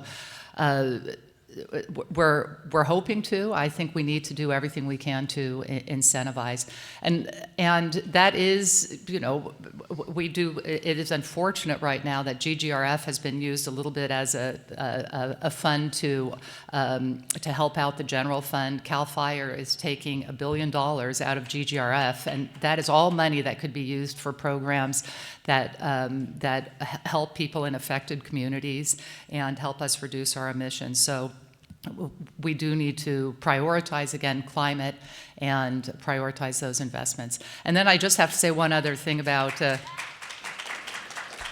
I have to say one other thing about EVs. We've done a number of bills in the last couple of years about making sure that there is reliability on the EV charging infrastructure, because if you have somebody renting an EV and they have one episode where they are almost out of charge and they go to a charger and that charger doesn't work, I will tell you the next time they're going right back to their gas car. So EV charging reliability sounds like a very boring issue, but it is critical as we move forward that people feel comfortable driving EVs. I would say right now we feel even more comfortable driving EVs because we're bypassing the gas, the gas stations.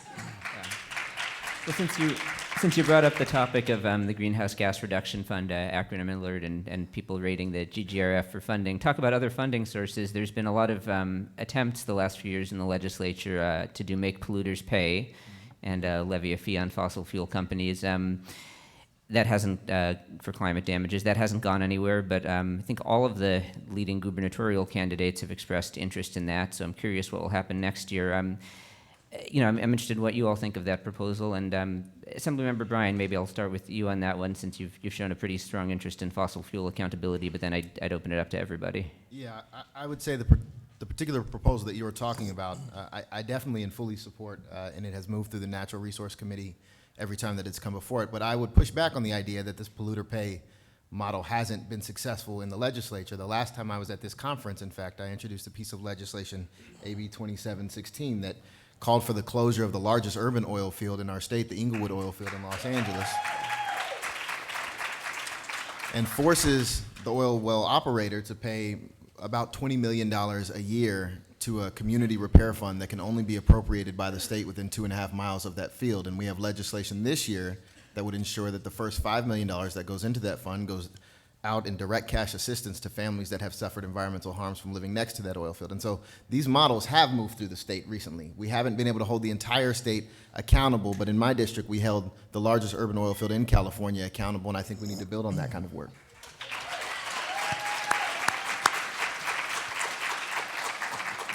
Senator McNerney, Assemblymember Irwin, any thoughts on Make Polluters Pay, the Climate Superfund Act? The bill has not come before me yet. It's always died before it came before me. But I think I would be all for it, but the concern right now is, are the costs just passed on to the consumers? And I don't think that we can afford that right in this moment. And the other thing is we're really at a crossroads with all these refineries closing. We still, as I mentioned before, there are a lot of people driving gas-powered cars, and a lot of times it's the lowest income people that are going to be transitioning last to EVs. So I think it's a very delicate balance. Should people that have wrecked the economy pay? Absolutely. But right now in the short term, we need to think about protecting our constituents.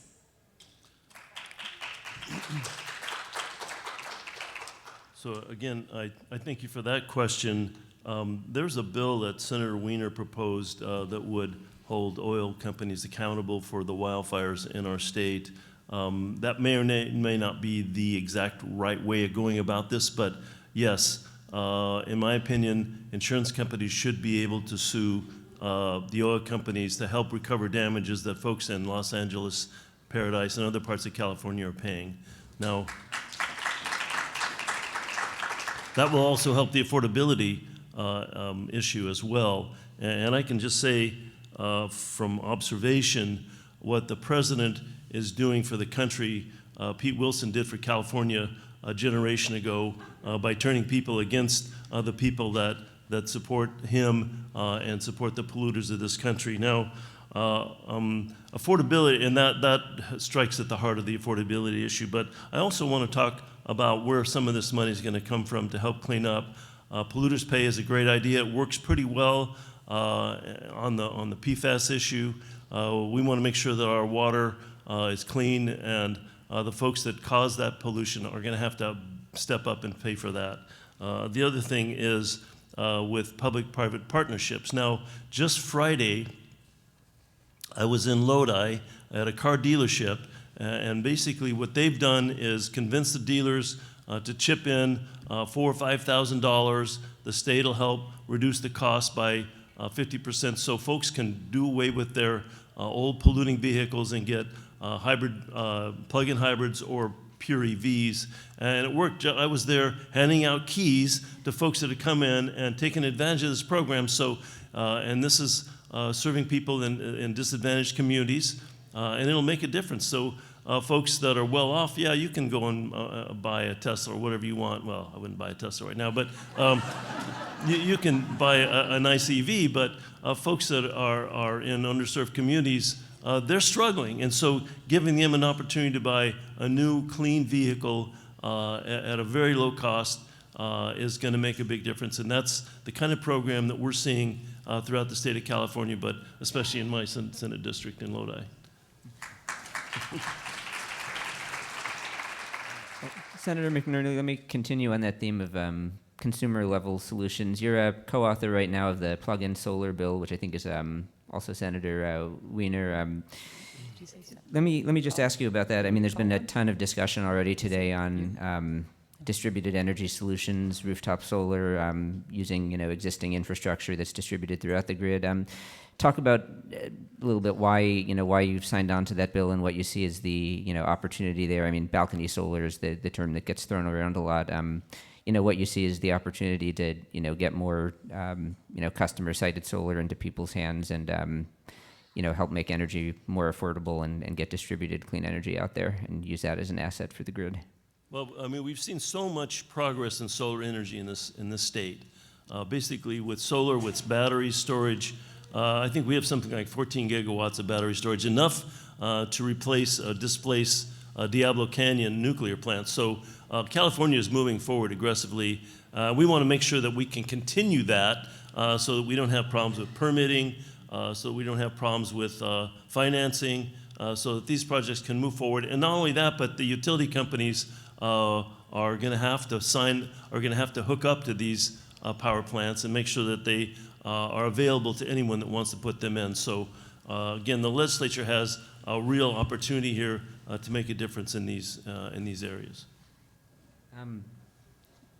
Assemblymember Irwin, did you want to say something there? Because I have another question. Oh, no. Well, I was just going to say big picture, I think, and I mentioned plug-in solar, which I think is an opportunity that a lot of people in the room here are probably excited about. But I think we've seen a series of hits to distributed energy resources in California over the last decade. I mean, Walker from Sunrun earlier was talking about net metering getting cut a number of years back. We've also seen the Public Utilities Commission make a number of pretty unfavorable decisions to community solar over the last several years. There's been repeated attempts through the budget process to remove funding that hasn't gone through yet for energy efficiency programs. There's a proposal in the budget right now that I think was mentioned earlier in the governor's budget to pull back, I think, $100 million in funding for demand-side grid support, that big virtual power plant program that was getting touted earlier. I'm curious what you all see as is California a leader right now on distributed energy solutions? If not, what can we do to reclaim leadership there, or what are your thoughts all on that topic? Yeah, there have been two. I think the legislature has been sort of opposed to the GO's view on it. There is a constant discussion about cost shifts, and maybe you can look at solar alone. I guess there could be an argument for that. Right now, we should really be focusing on rooftop solar and battery backup, and I'm completely supportive of the DSGS program. We thought it was so important that when the Assembly version of cap and trade had it coming off, had it funded for the next 3 years fully. It is something, what we have is the IOUs make their investors make 12% every time that they build transmission. So there is definitely a motive to an incentive to build as much transition as possible. What I see with DSGS and rooftop solar and patio solar and batteries is that what you can do is utilize the existing grid more fully, and that saves us a lot of money. And so I think it's really critical that that program get funded. I was very happy to see that the Senator Becker mentioned that that's a top priority for him. Certainly, again, as I mentioned, it's a top priority for the Assembly.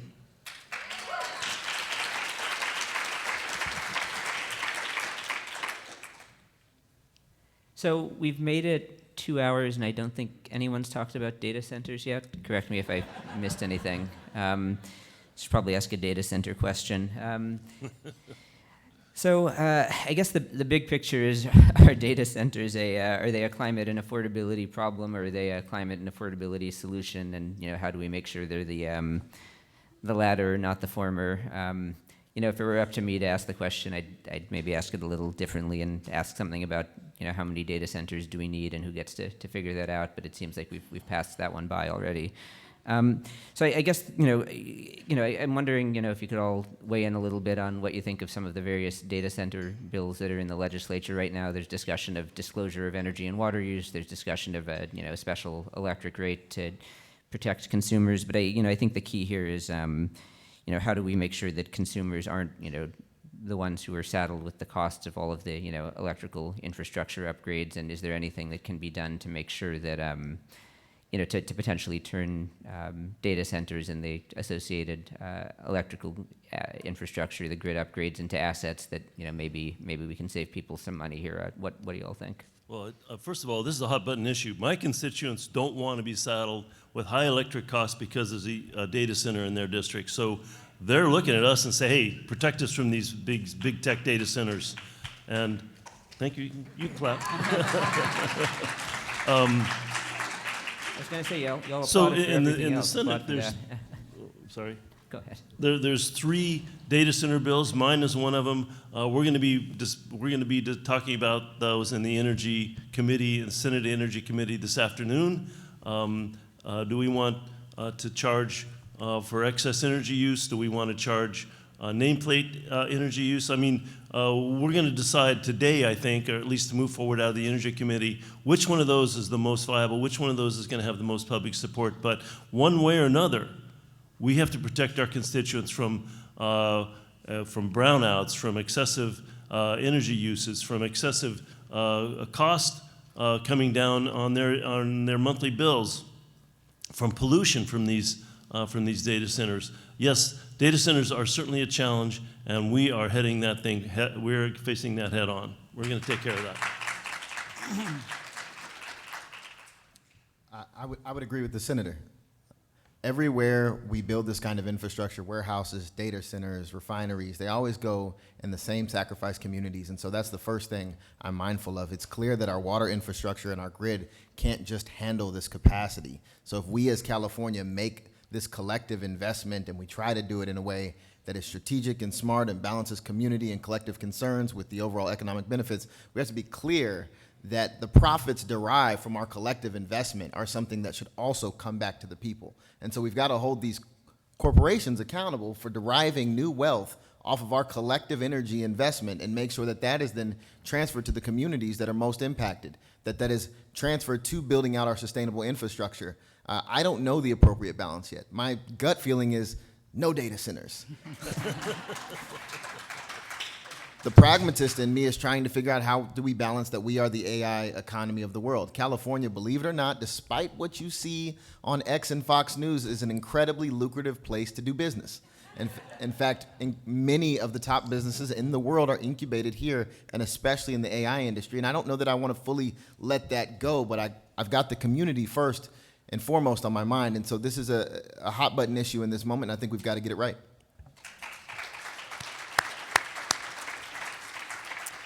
I think Assemblymember Bryan said it right. This is really about a balance and making sure that we are able to keep our tech innovation here in California. A lot of the bills that I see going through right now are transparency bills, so it's not like a hair on fire type of legislative session as far as if you're the AI industry, that is kind of hair on fire.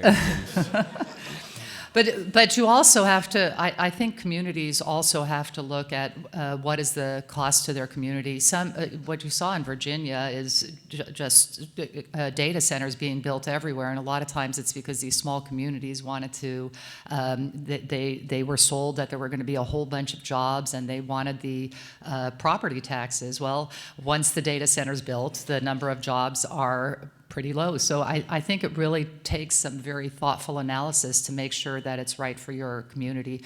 If we do want to maintain the ecosystem here with these large tech companies here, we also have to know that there's a certain number of data centers that need to be close by and in California because of the latency issues. So again, I go back and say it's a balance. We need to be very thoughtful about these decisions. And I think all three of us completely agree that the burden cannot fall on consumers. The electric, the brownouts or the costs cannot fall on the local residents or consumers.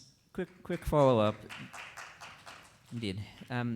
The thing that worries me the most about data centers that I don't see talked about all that much is the concern that just the significant, even if they all got built out with solar and wind and batteries to power them, that just the all of the investment and the time and energy that goes into that renewables build out, that's all resource that would otherwise go towards displacing and shutting down fossil fuel power plants, and that as a result of that, even if they all say they're cleanly powered, that we're just going to end up keeping a bunch of gas plants and in other parts of the country coal plants online instead.